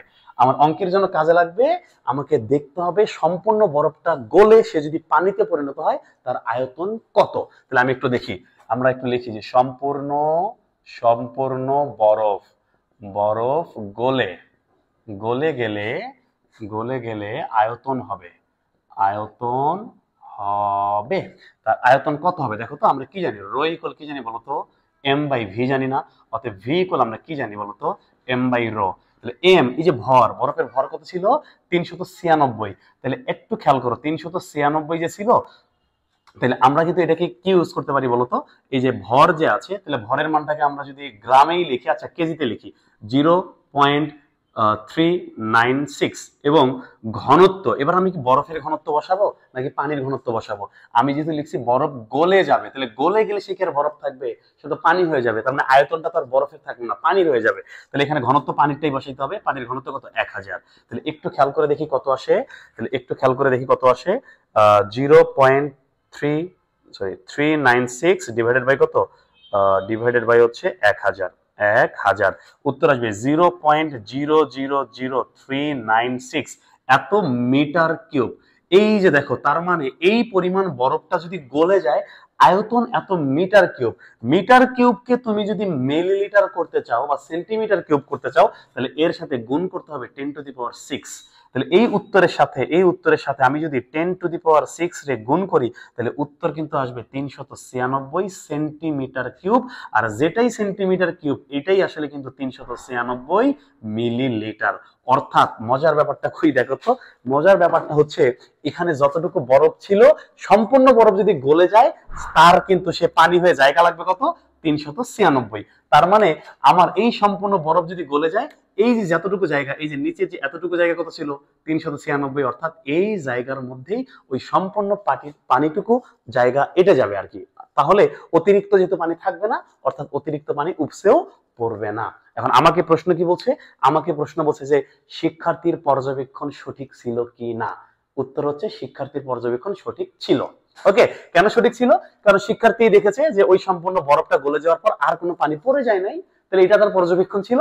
আমরাও খেয়াল করে দেখলাম যে সম্পূর্ণ বরফটা যদি গলে যায়, ওই যে যতটুকু জায়গা ছিল 396, ওই 396 জায়গাটুকুই লাগে, এর চেয়ে বেশি জায়গা লাগে না। এই জন্য আমার অতিরিক্ত পানি আর উপচে পড়বেও না, ওই জায়গাটাই ফিল আপ হয়ে যাবে। ওকে, এই ছিল আমাদের কাঙ্ক্ষিত প্রশ্ন। তাহলে এই চিন্তাটা দেখো, অঙ্ক কিন্তু আসলে ছোট, কিন্তু এর গভীরতা, চিন্তার গভীরতা কিন্তু অনেক বেশি। ওকে, তো এইগুলা বোঝার জন্য একটু বুঝা বুঝা পড়াশোনা করতে হবে। আচ্ছা, এবার আমরা একটু 5 নং প্রশ্নের মধ্যে যাই। 5 নং প্রশ্নের মধ্যে তাহলে আমি কিন্তু এখানে সিদ্ধান্ত কি হবে, সিদ্ধান্ত কি কিন্তু হবে শিক্ষার্থীর পর্যবেক্ষণ সঠিক ছিল, সঠিক ছিল। ওকে, আচ্ছা, এবার এবার আমরা একটু দেখব আমাদের পরবর্তী কোশ্চেন। পরবর্তী কোশ্চেন কত নাম্বার বলো তো? পরবর্তী কোশ্চেন 5 নাম্বার কোশ্চেন। ওকে, 5 নাম্বার কোশ্চেন। 5 নাম্বার কোশ্চেনের মধ্যে এরকম করে কি দেয়া আছে দেখো, এরকম করে একটা প্রতিফলক দেয়া আছে। আমরা ধরে নিচ্ছি যে এটা হচ্ছে একটা প্রতিফলক, আমরা একটা লিখছি, এটা হচ্ছে প্রতিফলক।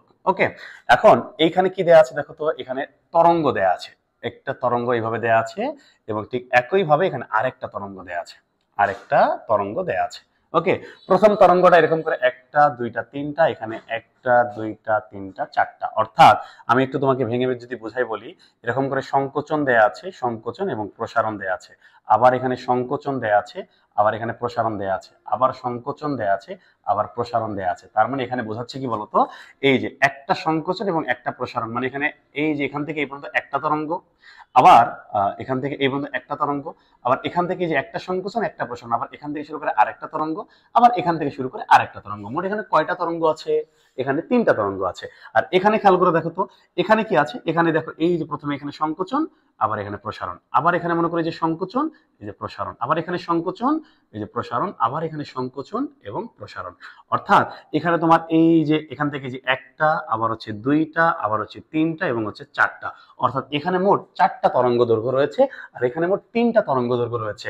এই যে এখানে এটা হচ্ছে এ একটা উৎস, এটা হচ্ছে বি একটা উৎস, অর্থাৎ এ এবং বি থেকে মূলত শব্দটা উৎপন্ন হয়েছে। এবং এখানে লেখা আছে পি বিন্দু। আচ্ছা, আমি এটা এখানে মিশাই দিচ্ছি, এটাকে একটু নিচে একটু মিশিয়ে দিচ্ছি। এখানে হচ্ছে পি বিন্দু এবং এটা হচ্ছে কিউ বিন্দু, এবং এখানে লেখা আছে এম বিন্দু এবং এখানে লেখা আছে এন বিন্দু। নিচে কি লেখা আছে জানো?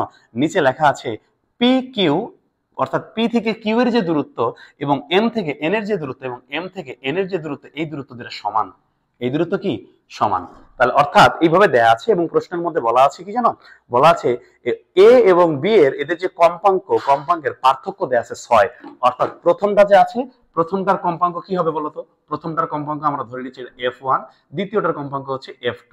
আমাকে এই F1 এবং F2 এর পার্থক্য বলে দিচ্ছে 6 হার্জ। এখন পার্থক্য যে দেওয়া আছে, তাহলে তুমি এটা কিভাবে লিখতে পারো বলো তো? তুমি কি এটাকে এইভাবে লিখবা যে F1 থেকে F2 বিয়োগ, নাকি F2 থেকে F1 বিয়োগ? কি করবা বলো তো? কোনটা লিখবা? লিখবা কোনটা? অবশ্যই বড় থেকে ছোটটাকে বিয়োগ করতে হবে, তাই তো? বা বেশি থেকে কমটাকে বিয়োগ করতে হবে। কে বেশি কে কম কেমনে বুঝবো? তুমি তুমি তুমি তুমি প্রশ্নের দিকে তাকালেই তো চিন্তা করে বোঝা যায়। যে এখানে খেয়াল করে দেখো, প্রশ্নে বলেছে যে এই পি থেকে কিউ এর দূরত্ব এবং এম থেকে এন এর দূরত্ব দুইটা কিন্তু সমান। দুইটা সমান। সমান জায়গার মধ্যে এখানে কয়টা তরঙ্গ আছে? 3টা। অর্থাৎ এখানে আমাদের এখান থেকে এখান থেকে একটা ঢেউ, এখান থেকে একটা দুইটা, এবং এখান থেকে একটা তিনটা। অর্থাৎ এই সেম জায়গার মধ্যে সে 3বার কম্পন দিয়েছে, কিন্তু ওই একই জায়গার মধ্যে সে কয়বার কম্পন দিয়েছে? এই যে একবার, এই হচ্ছে 2বার, এই হচ্ছে 3বার, এবং এই হচ্ছে কয়বার? 4বার। মানে সংকোচন প্রসারণ, সংকোচন প্রসারণ, সংকোচন প্রসারণ, সংকোচন প্রসারণ, এইভাবে 4বার। তাহলে বোঝাই যাচ্ছে একজন একই জায়গার মধ্যে 3বার কম্পন দিয়েছে, আর একজন একই জায়গার মধ্যে 4বার কম্পন দিয়েছে। অবশ্যই তার কম্পনটা বেশি, তার মানে তার কম্পাঙ্ক বেশি। তার কম্পন কম, তার মানে তার কম্পাঙ্ক কম। তাহলে আমি অবশ্যই বলতে পারি কি? অবশ্যই কি দ্বিতীয়টার কম্পাঙ্ক বেশি এবং প্রথমটার কম্পাঙ্ক কম। এই জন্য F2 থেকে F1 বিয়োগ করলে আমরা কিন্তু পাবো 6 হার্জ। এটা কিন্তু সহজ, এটা চিন্তার বিষয়, যদি সহজভাবে নরমালি চিন্তা করলে বোঝা যাবে। ওকে, এবং প্রশ্নের মধ্যে আরেকটা কথা বলা আছে, দেখো কি বলা আছে। বলা আছে এ থেকে উৎপন্ন শব্দের প্রতিধ্বনি শোনার জন্য শব্দানুভূতির স্থায়িত্ব কালের চেয়ে 0.025 সেকেন্ড বেশি লাগে। অর্থাৎ এ থেকে তুমি যে শব্দ উৎপন্ন করবে, এই শব্দটা এখান থেকে যাবে, প্রতিফলকে ধাক্কা খেয়ে আবার ফিরে আসবে, এখানে সময় কত লাগে? টাইমের মান তোমাকে বলে দিয়েছে কি জানো? তোমাকে বলেছে যে শব্দানুভূতির স্থায়িত্বকাল, শব্দানুভূতির স্থায়িত্বকাল কত? 0.1 সেকেন্ড। অর্থাৎ শব্দানুভূতির স্থায়িত্বকালের চেয়ে বলছে 0.025 বেশি লাগে। অর্থাৎ তাহলে আমাদের ওই 0.1 এর সাথে কি করতে হবে? 0.025 সেকেন্ড এটাকে কি করতে হবে? যোগ করতে হবে। তাহলে উত্তর আসবে কত? 0.125 সেকেন্ড। এই হচ্ছে আমাদের কাঙ্ক্ষিত ব্যাপার। তা আমাকে ব্যাপারটা কি বলছে দেখছো? তো চাইলেই কিন্তু সহজে বলতে পারতো যে এখান থেকে শব্দ করলে প্রতিধ্বনি শুনতে সময় লাগে আসলে এত সেকেন্ড। এটা না বইলা কি বললো? এটা না বইলা বললো যে এখান থেকে শব্দের প্রতিধ্বনি শুনতে তোমার সময় কি লাগে? শব্দানুভূতির যে স্থায়িত্ব কাল, তার চাইতে এত সেকেন্ড বেশি লাগবে। তাহলে শব্দানুভূতির স্থায়িত্ব কাল হচ্ছে 0.1 সেকেন্ড, তার চেয়ে এত সেকেন্ড বেশি লাগবে, অর্থাৎ এটা যোগ করলে এত সেকেন্ড আমরা পাবো। আমাকে প্রশ্ন কি বলছে জানো?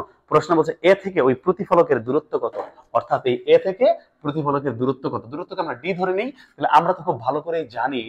আচ্ছা, প্রশ্ন আরো মান দেয়া আছে, আমার প্রশ্ন দেয়া আছে বাতাসী শব্দের বেগ 344, অর্থাৎ শব্দের বেগ VA 344 মিটার পার সেকেন্ড। অনেক তথ্য দেয়া আছে। ওকে, এবার আমরা খুব ভালো করে জানি যে v ইকুয়াল কি জানি বলতো 2d/t। তাহলে অতএব আমরা লিখতেই পারি যে d ইকুয়াল কি লিখতে পারি, vt বাই হচ্ছে 2।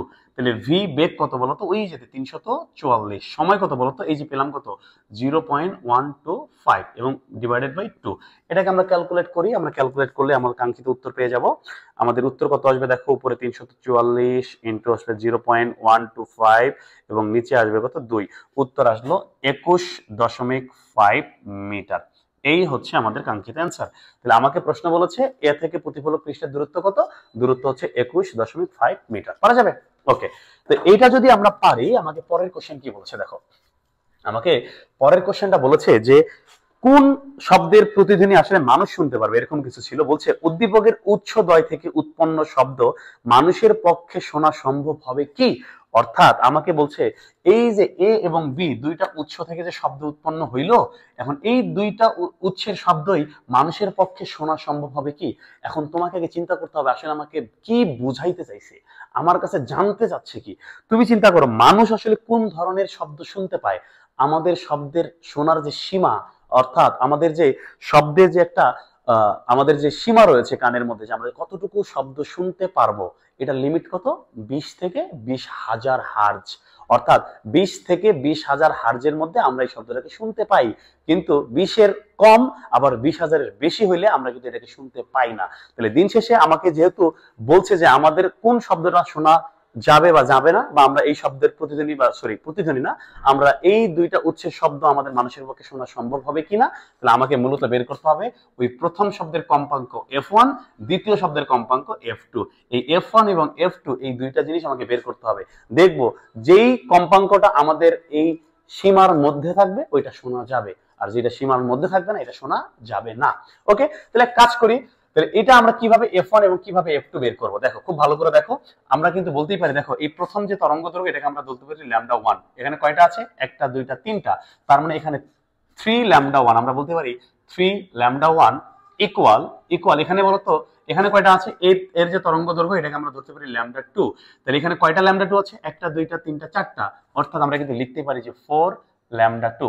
অর্থাৎ এই তিনটা λ1 চারটা λ2 এর কিন্তু সমান, এই যে সমান সমান। ওকে, এই জন্য আমরা এটা লিখতে পারি। তাহলে অতএব আমরা কি লিখতেই পারি না যে λ1 ইকুয়াল 4/3 λ2, লেখা যায় না বলো তো? লেখা যায়।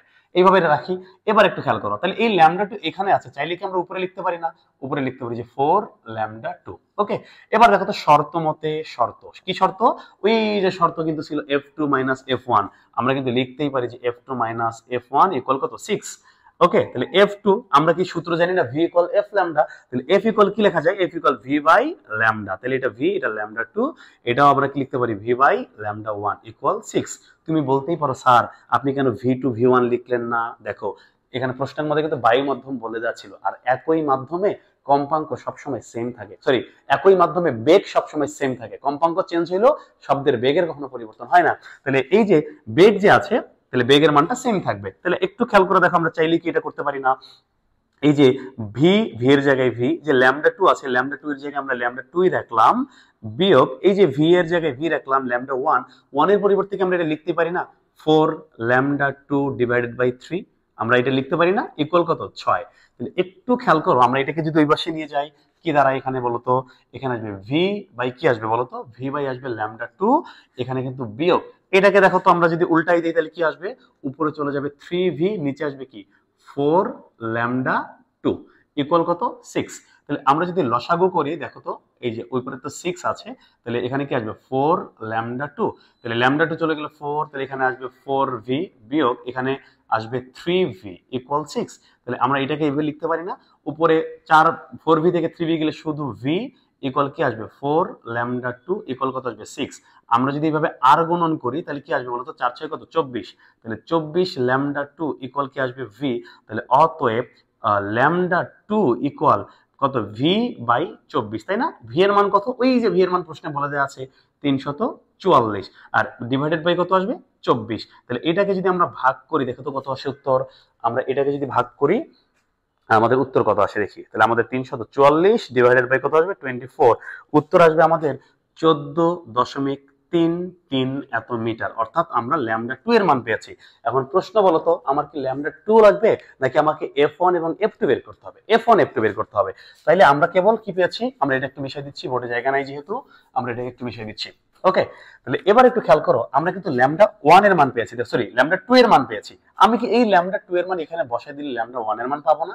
অবশ্যই পাবো। তাহলে অতএব আমরা কি লিখতে পারি, λ1 আমরা এখানে লিখতে পারি যে λ1 ইকুয়াল, উপরে কি ছিল 4, λ2 ডিভাইডেড বাই কি ছিল 3।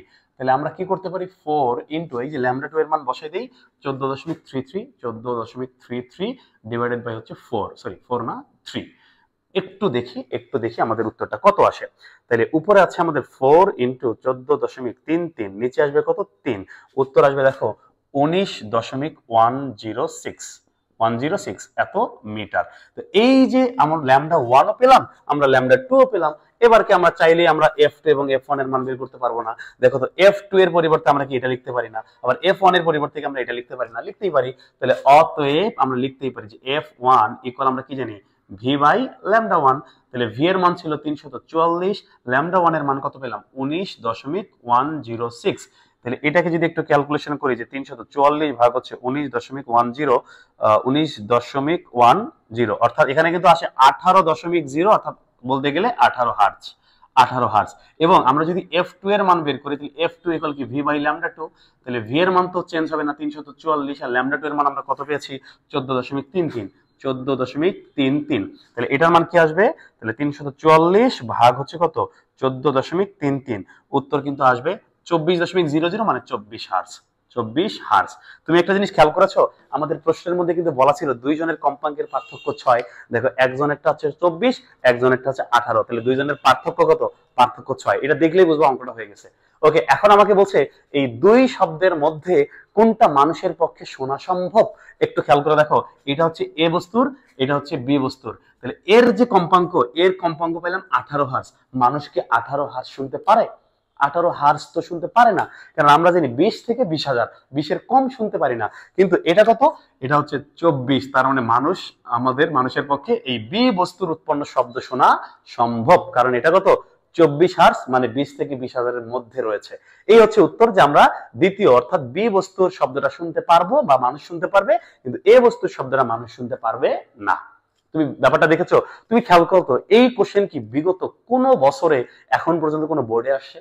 বোর্ডে আসে না, কিন্তু স্কুলে আসছে, স্কুলের কোশ্চেন গুলোতে আসছে, বোর্ডে কিন্তু আসে নাই। তাহলে দেখো, বোর্ড কিন্তু ঠিকই নতুনত্ব দিয়েছে। তার মানে তোমাকে কি করতে হবে, এই টেস্ট পেপার দেখে নতুন নতুন কোশ্চেন গুলোর সঙ্গে পরিচিত হইতে হবে, নতুন নতুন উদ্দীপক, নতুন নতুন প্রশ্নের অ্যান্সারের সঙ্গে পরিচিত হইতে হবে। তাহলে পরীক্ষার মধ্যে গিয়ে প্রশ্নটা দেখে অদ্ভুত মনে হবে না। ওকে, তো এই হচ্ছে ব্যাপার। তো আমরা 5 নম্বর কোশ্চেনের সমাধান করে ফেলেছি ইতিমধ্যে, আর বাকি আছে আর 3টা। ওকে, একটু ধৈর্য ধরো, আমিও তো আসলে দীর্ঘক্ষণ ধরে কথা বলছি। তাহলে সেক্ষেত্রে আমার মনে হয় যে অবশ্যই তুমি যদি ঠান্ডা মাথায় ক্লাসগুলো করো, তুমি একটু না একটু হলে অবশ্যই তো উপকৃত হবে। ওকে, উপকৃত হবে। এবার যদি আমরা আসি, আমাদের দেখো 6 নং প্রশ্নে কি বলেছে। 6 নং প্রশ্নের মধ্যে বলছে 25 সেন্টিমিটার ফোকাস দূরত্বের একটি অবতল দর্পণের সামনে, আমাকে বলেছে একটা অবতল দর্পণ, এটা হচ্ছে একটা অবতল দর্পণ ধরে নাও। হ্যাঁ, তো অবতল দর্পণ যে আছে, এটা হচ্ছে ফোকাস, এটা হচ্ছে কেন্দ্র, এটা হচ্ছে মেরু। এই যে ফোকাস দূরত্ব আমাকে বলছে 25 সেন্টিমিটার ফোকাস দূরত্ব, 25 সেন্টিমিটার ফোকাস দূরত্ব বিশিষ্ট একটা দর্পণে 30 সেন্টিমিটার সামনে একটা লক্ষ্যবস্তু আছে। লক্ষ্যবস্তু দূরত্বকে কি দিয়ে প্রকাশ করা হয়, ইউ। তার মানে ইউ 30 সেন্টিমিটার সামনে আছে এবং অবস্থিত। পরে বলছে লক্ষ্যবস্তুকে আরো 35 সেন্টিমিটার পিছনে সরালে, অর্থাৎ লক্ষ্যবস্তু আগে যেখানে ছিল এখান থেকে, মনে করো সাপোজ এখান থেকে একটু 25, তাই না, 25 সেন্টিমিটার, এখান থেকে একটু 25 সেন্টিমিটার। তো আমাকে বলছে 30 সেন্টিমিটার প্রথমে ছিল। তাহলে ধরে নিচ্ছি যে এখান থেকে এই যে এখানে লক্ষ্যবস্তু ছিল 30 সেন্টিমিটার ছিল, এই পর্যন্ত ছিল। ওকে, তো আমাকে বলেছে যে লক্ষ্যবস্তুটাকে যেখানে ছিল এখান থেকে আরো 35 সেন্টিমিটার পিছনে সরালে, অর্থাৎ সে যে অবস্থানে ছিল এখান থেকে যদি আমরা তাকে আরো এখানে 35 সেন্টিমিটার, অর্থাৎ 30 পাশাপাশি আরো 35, মানে কত, মানে 65, অর্থাৎ নতুন, এটা আগে ইউ1, পরেরটাকে আমরা ধরে নিচ্ছি ইউ2, অর্থাৎ 30 যোগ হচ্ছে 35, কথাটার মানে হচ্ছে 65, অর্থাৎ 65 সেন্টিমিটার। অর্থাৎ এটাকে যদি আমরা 65 সেন্টিমিটার পিছনে নিয়ে আসি, তাহলে বলছে প্রতিবিম্ব দর্পণের দিকে এক্স দূরত্ব সরে যায়। মানে আমাকে বলছে, একটু দেখো খুবই সুন্দর প্রশ্ন, মানে যখন আমার লক্ষ্যবস্তু এখানে ছিল বলতো তখন প্রতিবিম্ব কই ছিল? তখন প্রতিবিম্ব নিঃসন্দেহে এমনটা হবে, আমরা যদি এভাবে চিন্তা করি, এভাবে যদি চিন্তা করি, এভাবে চিন্তা করলে আমাদের প্রতিবিম্বটা কিন্তু এই যে এখানে দূরে চলে আসবে, তাই না? এবার দ্বিতীয় ক্ষেত্রে যে চিন্তা করি, ব্যাপারটা কি হয়, যেহেতু এটা ফোকাস, এটা কেন্দ্র, মানে কেন্দ্রের বাইরে, 65 তো কোথায়, কেন্দ্রের বাইরে, তাই না? তাহলে এখন যদি আমরা চিন্তা করি, এখান থেকে লক্ষ্যবস্তু এখান থেকে আসবে, এখানে আসবে, এখান থেকে ফোকাস দিয়ে গেলে এখানে আসবে, এই যে দেখো প্রতিবিম্ব কিন্তু এখানে তৈরি হয়েছে। তাহলে তুমি খেয়াল করো, প্রথমে কিন্তু আমার প্রতিবিম্ব ছিল কেন্দ্রের থেকে বাইরে, কেন্দ্র থেকে দূরে, আবার এবার কিন্তু আমার কেন্দ্রের সামনে, অর্থাৎ কেন্দ্র থেকে ভিতরে চলে আসছে। তার মানে আমার প্রতিবিম্বের অবস্থান কি চেঞ্জ হয়ে গেছে না? চেঞ্জ হয়ে গেছে। তো ওনারা বলেছে আগে যেখানে ছিল আর এখন যেখানে আছে, এখন মনে করো এখানে আছে, এই দুইটার মধ্যবর্তী দূরত্ব এক্স মিটার। মধ্যবর্তী দূরত্ব কয় মিটার? X metre. তো এতটুকু সরে গেছে, ওই দিকে সরে গেছে, এই হচ্ছে প্রশ্ন, যে ওই দিকে সরে গেছে। এখন আমাকে গ নং প্রশ্নে আসলে কি বুঝাইছে জানো? আমাকে গ নং প্রশ্নে বলেছে ওই এক্স এর মান কত, এক্স এর মান কত। তাহলে এখানে আসলে কি বের করতে হবে? আমাকে দেখতে হবে প্রথমে যখন সে 30 সেন্টিমিটার, লক্ষ্যবস্তু যখন 30 সেন্টিমিটার ছিল, তখন আমার প্রতিবিম্ব কত দূরে ছিল, সেটা হচ্ছে v1। তারপরে লক্ষ্যবস্তুকে যখন আমরা 65 মিটার দূরে নিলাম, তখন আমার প্রতিবিম্ব কত, অর্থাৎ এটা হচ্ছে v2। এখন আমাকে এই একটা থেকে আরেকটাকে বিয়োগ করলে আমরা কার মান পেয়ে যাব? এক্স এর মান পেয়ে যাব। তাহলে প্রথমে আসি প্রথম ক্ষেত্রে। তাহলে প্রথম ক্ষেত্রে আমরা যদি ভি এর মান বের করি, আমরা খুব ভালো করে জানি যে 1/v ইকুয়াল 1/f মাইনাস কি 1/u। তাহলে 1/f ফোকাস দূরত্ব কত? 25। এখানে লক্ষ্যবস্তু দূরত্ব কত? 30। তাহলে 30 আর 25 তুমি যদি লসাগু করো, তাহলে লসাগু করলে এখানে আসবে কত? 150। ওকে, তাহলে 25 দিয়ে ভাগ করলে কত আসবে? 6। 30 দিয়ে ভাগ করলে আসবে 5। তাহলে এটা 1/v 1/v। তাহলে অতএব v ইকুয়াল কত আসবে? 150 সেন্টিমিটার। অর্থাৎ এটা আমরা v1 v1 v1 v1, এটা u1 ছিল। ওকে, তাহলে আমরা v1 প্রথম ক্ষেত্রে আমাদের প্রতিবিম্বের দূরত্ব ছিল, যখন লক্ষ্যবস্তু 30 এ ছিল তখন প্রতিবিম্ব ছিল 150 সেন্টিমিটার দূরে। এবার আসি দ্বিতীয় ক্ষেত্রে। তো দ্বিতীয় ক্ষেত্রে একই সূত্র ইউজ করি, তাহলে 1/v ইকুয়াল আমরা জানি হচ্ছে 1/f বিয়োগ হচ্ছে 1/u। তাহলে এটা হচ্ছে u2, তাহলে এটা আসবে v2। আর ফোকাস দূরত্ব আর চেঞ্জ হবে না, ফোকাস দূরত্ব তো আগেরটাই। তাহলে 1/v2 ইকুয়াল কি লেখা যায়? ফোকাস দূরত্ব হচ্ছে 25 বিয়োগ, আর লক্ষ্যবস্তুর দূরত্ব কত আসবে? 65, অর্থাৎ 65। তাহলে 1/v2 ইকুয়াল, তাহলে তুমি 25 আর 65 লসাগু করো, আমি একটু আগে করে ফেলেছি। তাহলে আমি একটু চেক দিয়ে নেই যে আসলে 25 এবং 65 লসাগু আমাদের এখানে কত মান আসছিল। সেক্ষেত্রে আমাদের এখানে মান আসে 325। ওকে, তাহলে এখানে কিন্তু লেখা যাবে 325। তো তুমি একটু ক্যালকুলেশন করে এই দুটো লসাগু করে দিবে, 325 আসবে। তাহলে 25 দিয়ে যদি আমরা 325 কে ভাগ করি, তাহলে উত্তর কত আসবে? এখানে আসবে 13। এখানে কত আসবে? 13 বিয়োগ, আর যদি আমরা 65 দিয়ে ভাগ করি, সেক্ষেত্রে কিন্তু আমাদের উত্তর আসবে 5। 65, আমরা যদি 325 কে 65 দিয়ে ভাগ করি তাহলে 5 আসবে। তাহলে অতএব আমরা কি লিখতে পারি যে v2 ইকুয়াল, উপরে চলে যাবে কত? 325, আর 13 থেকে 5 বিয়োগ করলে 8, অর্থাৎ নিচে আসবে 8। এটাকে যদি আমরা ভাগ করি, তাহলে আমরা কিন্তু v2 এর মান কত পাবো? v2 এর মান কিন্তু আমরা পাবো, আচ্ছা আমি একটু চেক দিয়ে নেই, দেখো 40 দশমিক সামথিং মনে হয়, আমি তারপর ক্যালকুলেট করে দিচ্ছি। তাহলে উপরে 325 ভাগ হচ্ছে কত? 8। হ্যাঁ, উত্তর আসলো 40.625 মিটার। অর্থাৎ আমাদের লক্ষ্যবস্তু প্রথমে যখন 30 সেন্টিমিটার দূরে ছিল, তখন প্রতিবিম্ব তৈরি হয়েছিল 150 মিটার দূরে, 150 সেন্টিমিটার দূরে। আর দ্বিতীয় ক্ষেত্রে লক্ষ্যবস্তুকে যখন আমরা 65 সেন্টিমিটার দূরে রাখলাম, আমার প্রতিবিম্ব কিন্তু এখন আছে 40.625, সরি এটা মিটার নয়, সেন্টিমিটার, এত সেন্টিমিটার দূরে। এখন আমাকে প্রশ্ন বলছে তাহলে এই প্রতিবিম্ব দর্পণের দিকে কতটুকু অগ্রসর হয়? ওনারা বলেছে এক্স মিটার অগ্রসর হয়। এই এক্স এর মান কত? তাইলে কিন্তু আমরা বলতেই পারি আমাদের এই যে এক্স যে আছে, এক্স এর মান কি হবে? v1 মাইনাস v2, অর্থাৎ v1 এর মান আগে ছিল 150, নতুন করে এখন মান হলো কত? 40.625। তাহলে এটাকে যদি আমরা ক্যালকুলেশন করি, 150 বিয়োগ হচ্ছে 40.625, উত্তর আসবে 109.375 এত সেন্টিমিটার। এই হচ্ছে আমাদের প্রশ্নের কাঙ্ক্ষিত উত্তর। মানে আমাকে বলেছে যে লক্ষ্যবস্তু, সরি, প্রতিবিম্বটি পূর্বের চেয়ে কত দূর সরে আসছে, ওই এক্স এর মান বের করতে বলছে, এক্স এর মান, অর্থাৎ 109.375 সেন্টিমিটার সে সরে এসেছে। এই হচ্ছে উত্তর। ওকে, তাহলে আশা করি তুমি ব্যাপারটা বুঝে গিয়েছো, ওকে, এবার আমাকে এই কোশ্চেনের মধ্যে আমাকে কি বলেছে দেখো তো, আমাকে এই কোশ্চেনের মধ্যে আমাকে কিন্তু আবার বলেছে ঘ নং প্রশ্নে কি বলেছে, ঘ নং প্রশ্নে বলেছে যে উদ্দীপকের দর্পণটিতে বাস্তব ও অবাস্তব উভয় ধরনের বিবর্ধিত প্রতিবিম্ব গঠন করা সম্ভব, রশ্মি চিত্রের সাহায্যে বিশ্লেষণ করো। তুমি যদি অধ্যায়টা ভালো করে পড়াশোনা করো, তুমি যদি এই অধ্যায়টা অষ্টম অধ্যায় যদি ভালো করে পড়াশোনা করো, তাহলে নিঃসন্দেহে তোমার এই ব্যাপারটা জানার কথা, যেটা কেন্দ্র, এটা হচ্ছে ফোকাস, আর এটা হচ্ছে মেরু। যে লক্ষ্যবস্তুকে আমরা যদি ঠিক প্রধান ফোকাসের উপরে রাখি, কই রাখি, ফোকাসের উপরে রাখি, তাহলে কি ঘটনা ঘটবে, আলোক রশ্মি এখান থেকে সমান্তরালে যাবে, সমান্তরালে গিয়ে প্রধান ফোকাস দিয়ে ফিরে আসবে। তারপরে দ্বিতীয়ত আলোক রশ্মি হচ্ছে, আমরা জানি যে কেন্দ্র যে আছে, কেন্দ্র দিয়ে যাবে, এটা একটু এইভাবে দিই, একটু এইভাবে দিই। আচ্ছা, এই যে আলোক রশ্মিটা কি হবে বলতো, যে কেন্দ্র দিয়ে যাবে এবং কেন্দ্র দিয়েই ফিরে আসবে, তাই না? এই বরাবর যাবে এবং এই বরাবর ফিরে আসবে। তুমি খেয়াল করে দেখো তো, এই রেখা ধরে কি সমান্তরাল হয়ে গেছে না? তাহলে এরা কি এইদিকে কোনো দিকেও মিলবে? কোনো দিকেও মিলবে না। তবে ধরে নিতে হবে যে এরা দুইজন এইভাবে ডট ডট ডট ডট করে দিলে একদম অসীমে গিয়ে কোথাও না কোথাও মিলবে। আবার এরা দুইজন এইদিকে যখন যাবে, এইদিকে যখন যাবে, সরি, এই যে এটা এদিক দিয়ে গেছে, ওকে। তো এরা যখন এই দিকে যাবে, এই দিকেও ধরে নিতে হবে এই দিকে অসীমে কোথাও মিলিত হবে, অর্থাৎ তারা মিলিত হবে অসীমে। যদি অসীমে মিলিত হয়, তাদের আকার কি খর্বিত হবে না বিবর্ধিত হবে? অবশ্যই অনেক বড় হবে। যে এখান থেকে যদি চিন্তা করে, আমি অসীম চিন্তা করি, তার উচ্চতা কিন্তু অনেক বেশি হবে, অর্থাৎ বিবর্ধিত হবে। আবার বলছে একই সাথে বাস্তব এবং অবাস্তব। তুমি খেয়াল করো, আলোক রশ্মি যখন সরাসরি এই দিকে ব্যাক করেছে, এই দিকে যদি এই আলোক রশ্মি সরাসরি মিলিত হয়, তাহলে এটাকে তো আমরা সরাসরি মিলিত হচ্ছে, এটাকে আমরা বাস্তব বলবো। আর এটা তো সরাসরি মিলিত হবে না, এটা আমরা কাল্পনিক ভাবে ধরে নিচ্ছি, ডট ডট ডট ডট করে দিচ্ছি যে এইভাবে তারা মিলিত হইতে পারে অসীমে গিয়ে, তাহলে এটা অবাস্তব। তাহলে একই সঙ্গে একদিকে বাস্তব, একই সঙ্গে একদিকে অবাস্তব, এবং একই সঙ্গে অত্যন্ত বিবর্ধিত, এইদিকেও অত্যন্ত বিবর্ধিত হবে।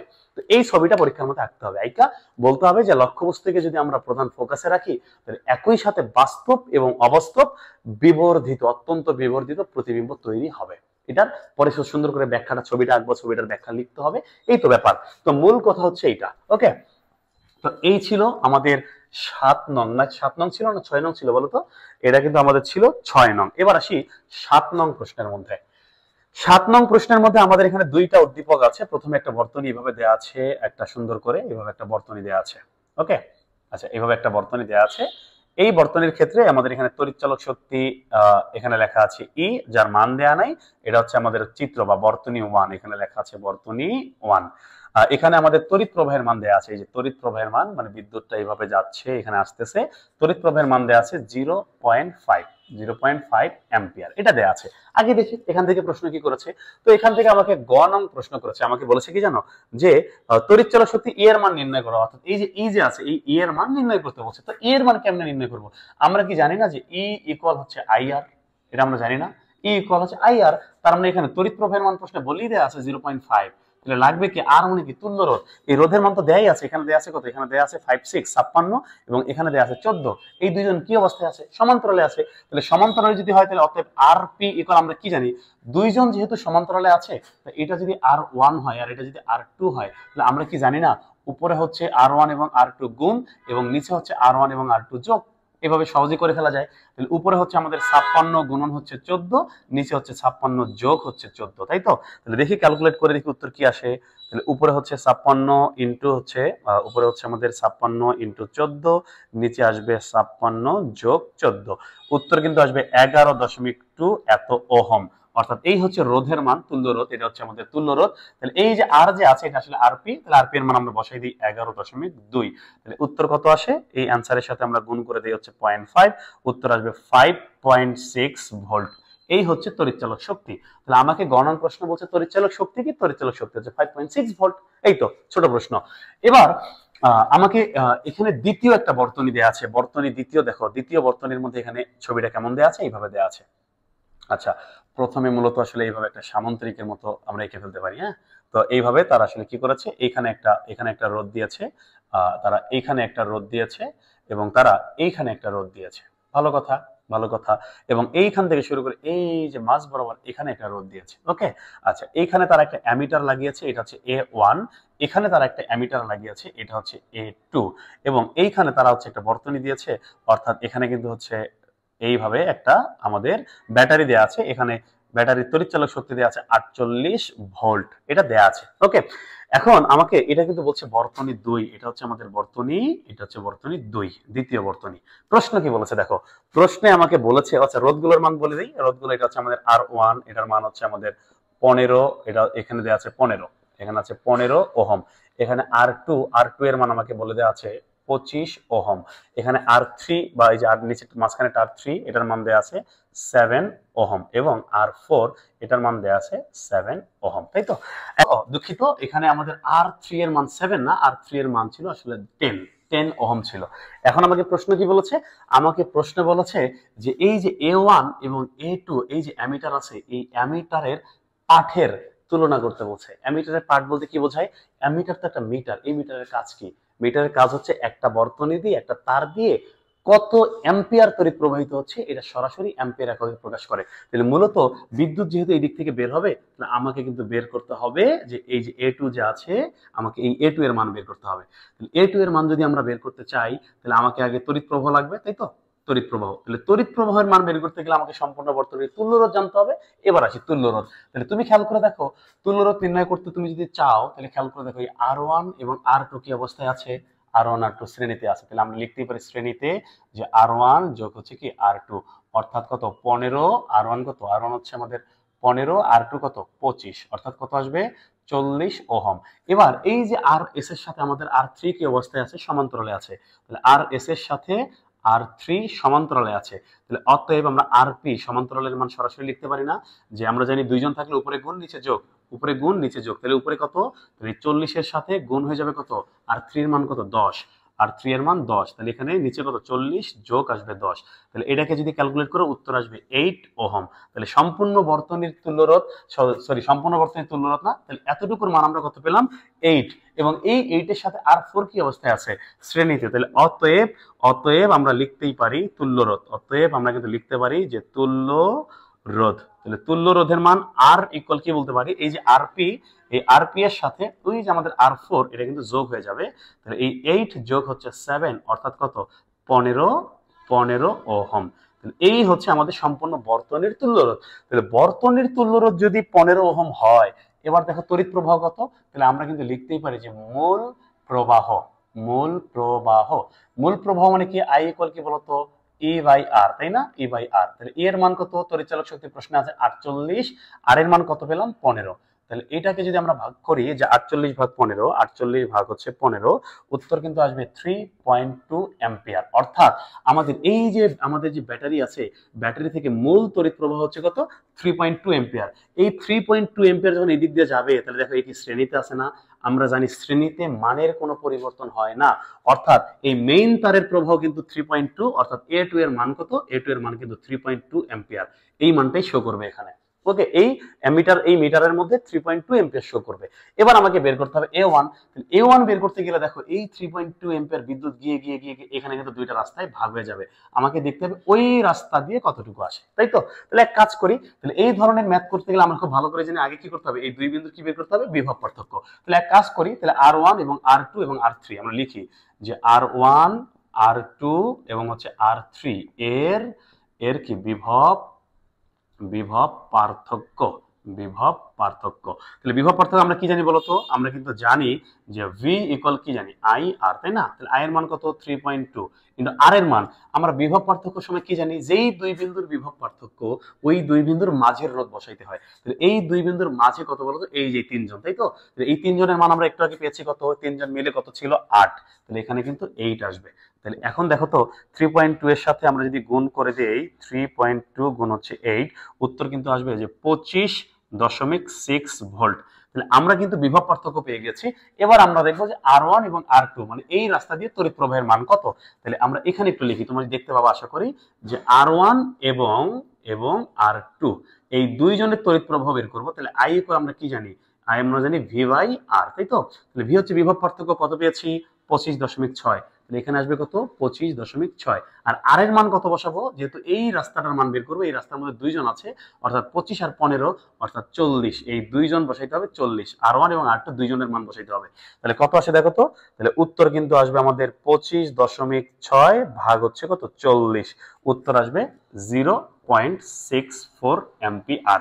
তো এই হচ্ছে 0.64 অ্যাম্পিয়ার। অর্থাৎ এই যে A1 A1 এর মান হচ্ছে 0.64 অ্যাম্পিয়ার। কারণ আমাকে তো A1 এবং A2 এর মধ্যে কি করতে বলছে, তুলনা করতে বলছে। তাহলে তুমি তুলনা কেমনে করতে পারো, এই যে A2 ভাগ হচ্ছে A1 করতে পারো। তাহলে এটার মান হচ্ছে 3.2, এটা হচ্ছে কত 0.64। তাহলে এক কাজ করি, আমরা হচ্ছে 0.64 ভাগ হচ্ছে কত, সরি 3.2 ভাগ হচ্ছে কত 0.64, উত্তর আসে 5। অর্থাৎ A2/A1 ইকুয়াল ভাগ করলে আসবে 5। আর গুণন যদি করি তাহলে অতএব লিখতেই পারি, আমরা কি লিখতে পারি বলতো, A2 ইকুয়াল আসবে কি 5A1। অর্থাৎ আমরা লিখতেই পারি যে আমাদের এই দ্বিতীয়টার তড়িৎ প্রবাহের মান আমাদের প্রথমটার তড়িৎ প্রবাহের মানের কয় গুণ, 5 গুণ। এই তো এটা হচ্ছে তুলনা।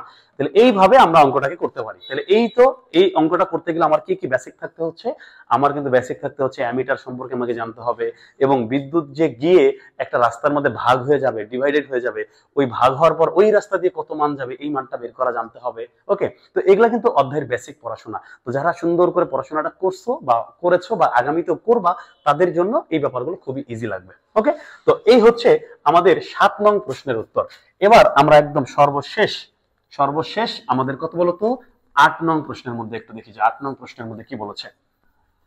দেখো 8 নং প্রশ্নের কথা যদি আমরা একটু লক্ষ্য করি যে আমাদের 8 নং প্রশ্নে কি বলেছে, আমরা একদম শেষ প্রান্তে চলে এসেছি আমাদের প্রশ্নের 8 এর মধ্যে এখানে দুইটা দৃশ্য গল্প রয়েছে। আমরা যদি একটু দেখি যে প্রথমে রয়েছে আমাদের দৃশ্য 1 বলছে একটি উচ্চধাপী ট্রান্সফরমারের কয়েলের দুইটি প্যাচের অনুপাত 1:5। উচ্চধাপী মানে কি, মানে স্টেপ আপ, মানে তোমাকে বোঝাচ্ছে একটা স্টেপ আপ ট্রান্সফরমার যদি হয়, তাহলে এটা যদি একটা ট্রান্সফরমার হয়, আমরা খুব ভালো করেই জানি এটা হচ্ছে আমাদের মুখ্য কুণ্ডলী এবং এটা হচ্ছে আমাদের গৌণ কুণ্ডলী, তাই তো।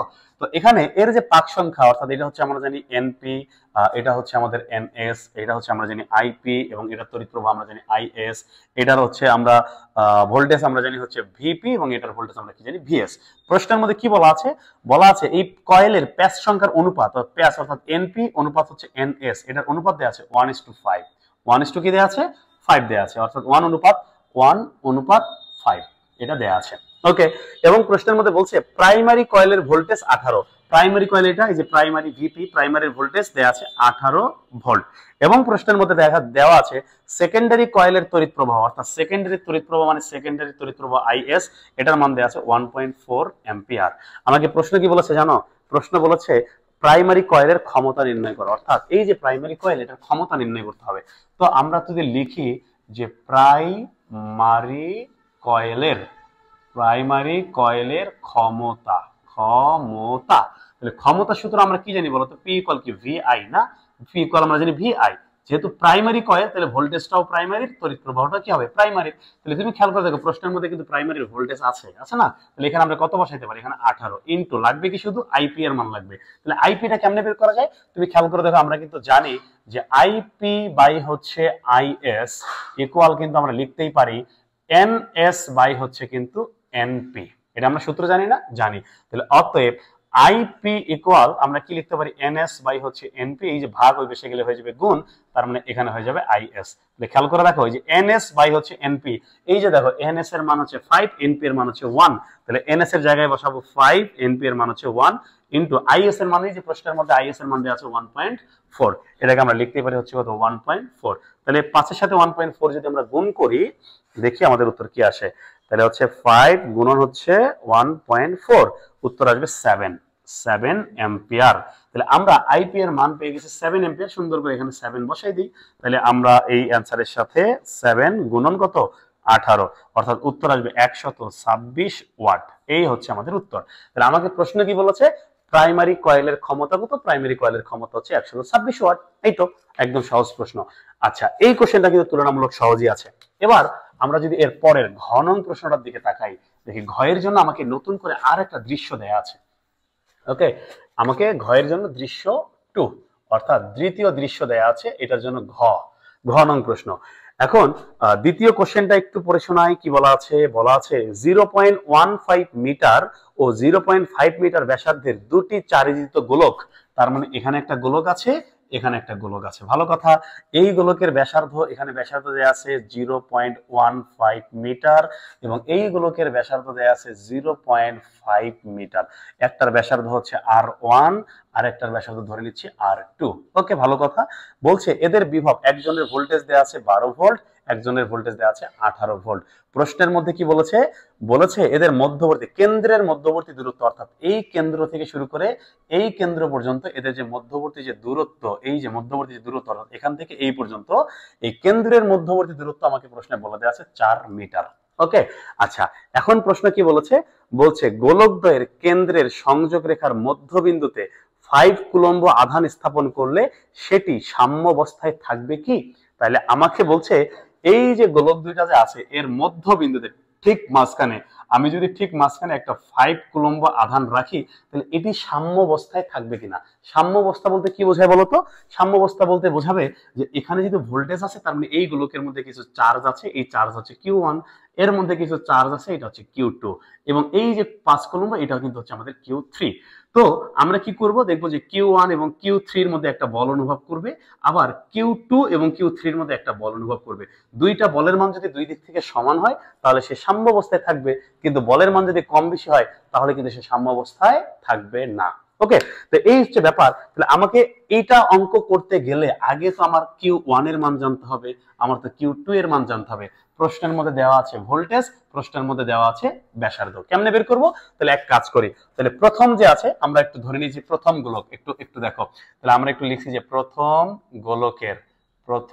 গোলকের চার্জ যদি বের করি, তাহলে আমরা দেখো বিভবের সূত্র কিন্তু জানি যে V ইকুয়াল, আমরা কি জানি, K Q বাই R, জানি না? জানি। এটা হচ্ছে আমরা এক কাজ করতে পারি, এটা V1, এটা হচ্ছে আমাদের Q1, এটা হচ্ছে R1। তাহলে আমাকে কার মান বের করতে হবে? আমাকে বের করতে হবে Q1 এর মান।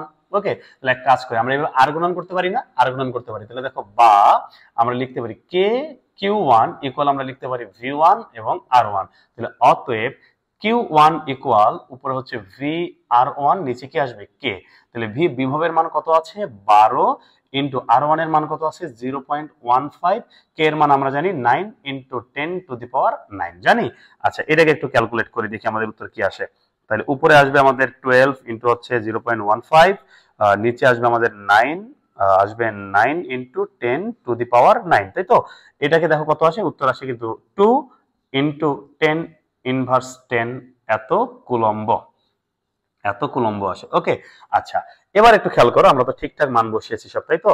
10 টু দি পাওয়ার, আচ্ছা 0.15 মিটার, সবই তো ঠিকঠাক আছে। 12 ভোল্ট, 12 ভোল্ট, হ্যাঁ ঠিক আছে। ওকে, এটা হচ্ছে আমাদের প্রথম। তাহলে Q1 এর মান আমরা কত পেলাম? আমরা লিখতেছি হচ্ছে 2 ইন্টু কত, 10 ইনভার্স 10 কুলম্ব।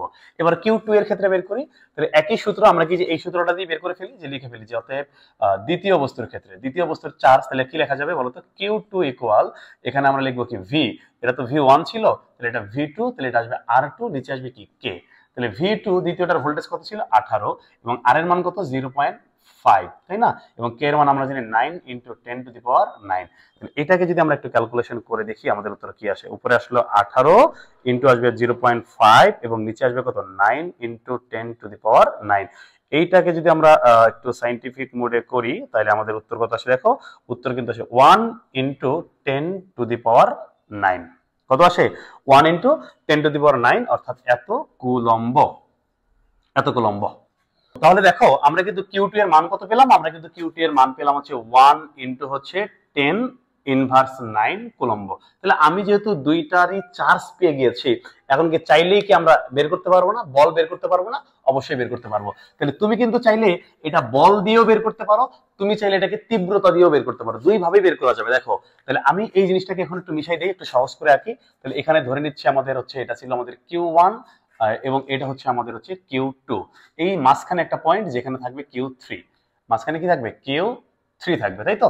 তাহলে এক কাজ করতে পারি, আমি যদি বল বের করি, তাহলে একবার এর সাথে এর বল বের করব, আর একবার এর সাথে এর বল বের করব। দুইটা বলের মান যদি সমান হয়, তাহলে আমি বলবো যে হ্যাঁ, যে ওরা কি আছে, বস্তুটি সাম্যাবস্থায় থাকবে। আর সমান না হলে সাম্যাবস্থায় থাকবে না। অথবা তুমি তীব্রতা বের করতে পারো, এই বস্তুর ক্ষেত্রে তীব্রতা E1 এদিকে ধাক্কা দিবে, এই বস্তুর ক্ষেত্রে তীব্রতা E2 এটা এদিকে ধাক্কা দিবে, তাই তো? তাহলে এই E1 E2 এর মান যদি সমান হয় তাহলে সে সাম্যাবস্থায় থাকবে। দুই ভাবেই করা যায়। তাহলে এক কাজ করি, আমরা বল দিয়েই করি। তাহলে এখানে যেহেতু আমাকে প্রশ্নের মধ্যে বলেছে এটা হচ্ছে 5 কুলম্ব, Q1 এর মান আমরা পেয়েছি, এই যে প্রশ্নের মধ্যে পেয়েছি হচ্ছে কত? 2 ইন্টু হচ্ছে 10 ইনভার্স 10 কুলম্ব, এবং Q2 এর মান আমরা পেয়েছি 1 ইন্টু কত 10 ইনভার্স 9 কুলম্ব। ওকে, তাহলে এই Q1 এবং Q3 এর মধ্যে যে বল এটা হচ্ছে F1, এবং Q3 এবং Q2 এর মধ্যে বল এটা হচ্ছে কি F2। তাহলে এক কাজ করি, আমরা প্রথমে F1 বের করি। তাহলে F1 ইকুয়াল আমরা কি জানি বলতো, K। আমরা কি জানি Q1 এখানে কি লেখা যায় Q3, তাই তো। নিচে কি লেখা যাবে, এই যে নিচে যে দূরত্ব দেখো ঠিক মাঝখানে বলছে টোটাল 4 মিটার, তাহলে দূরত্ব কত আসবে 2 মিটার, এখানেও কত আসবে 2 মিটার। তাহলে একটু খেয়াল করে দেখো, আমরা কিন্তু এখানে বসাইতে পারি হচ্ছে 2 মিটার, তার উপর কি আছে স্কয়ার। তাহলে মান বসাই দিই, তাহলে এখানে মান বসাই দিই, দেখো কি আসে, এখানে আসবে K, এখানে কি আসবে কে এর মান আমরা একদম বসাই দিই, কে এর মান কত 9 ইনটু হচ্ছে 10 টু দি পাওয়ার 9। Q1 এর মান আমরা পেয়েছি হচ্ছে 2 ইনটু হচ্ছে 10 ইনভার্স 10 ইনটু Q3 এর মান কত পেয়েছি 5। ওকে, এবং 2 এর উপর স্কয়ার করলে কত আসবে 4।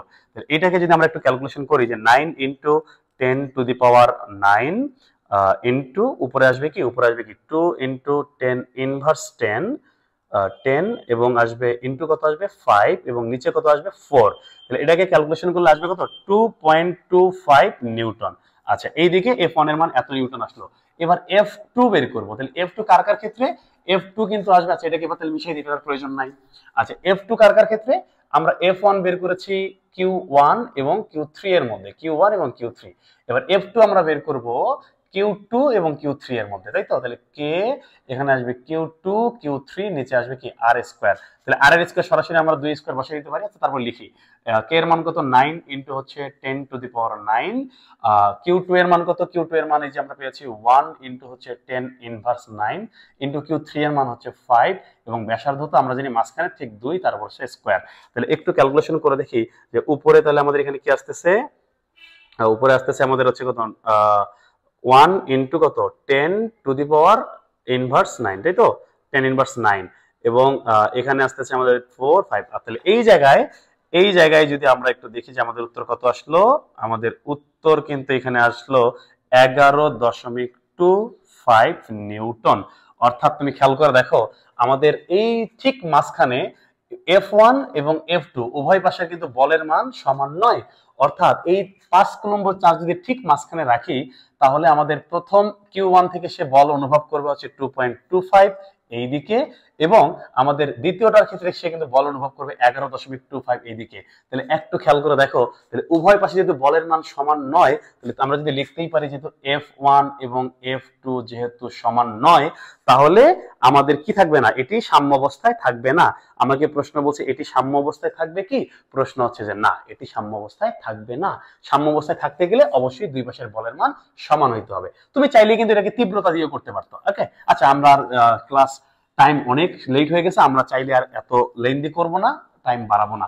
তো এই ছিল কিন্তু আমাদের চট্টগ্রাম বোর্ড 2025-এর পদার্থবিজ্ঞান প্রশ্নের সমাধান। তাহলে তুমি একটু খেয়াল করে দেখো, বিশেষ করে অলরেডি যারা 25-এর পরীক্ষা দিয়ে ফেলেছো তারা তো ফাইন, কিন্তু যারা আগামীতে 2026 এবং 27-এ পরীক্ষা দিবে তারা কিন্তু একটু চিন্তা করো।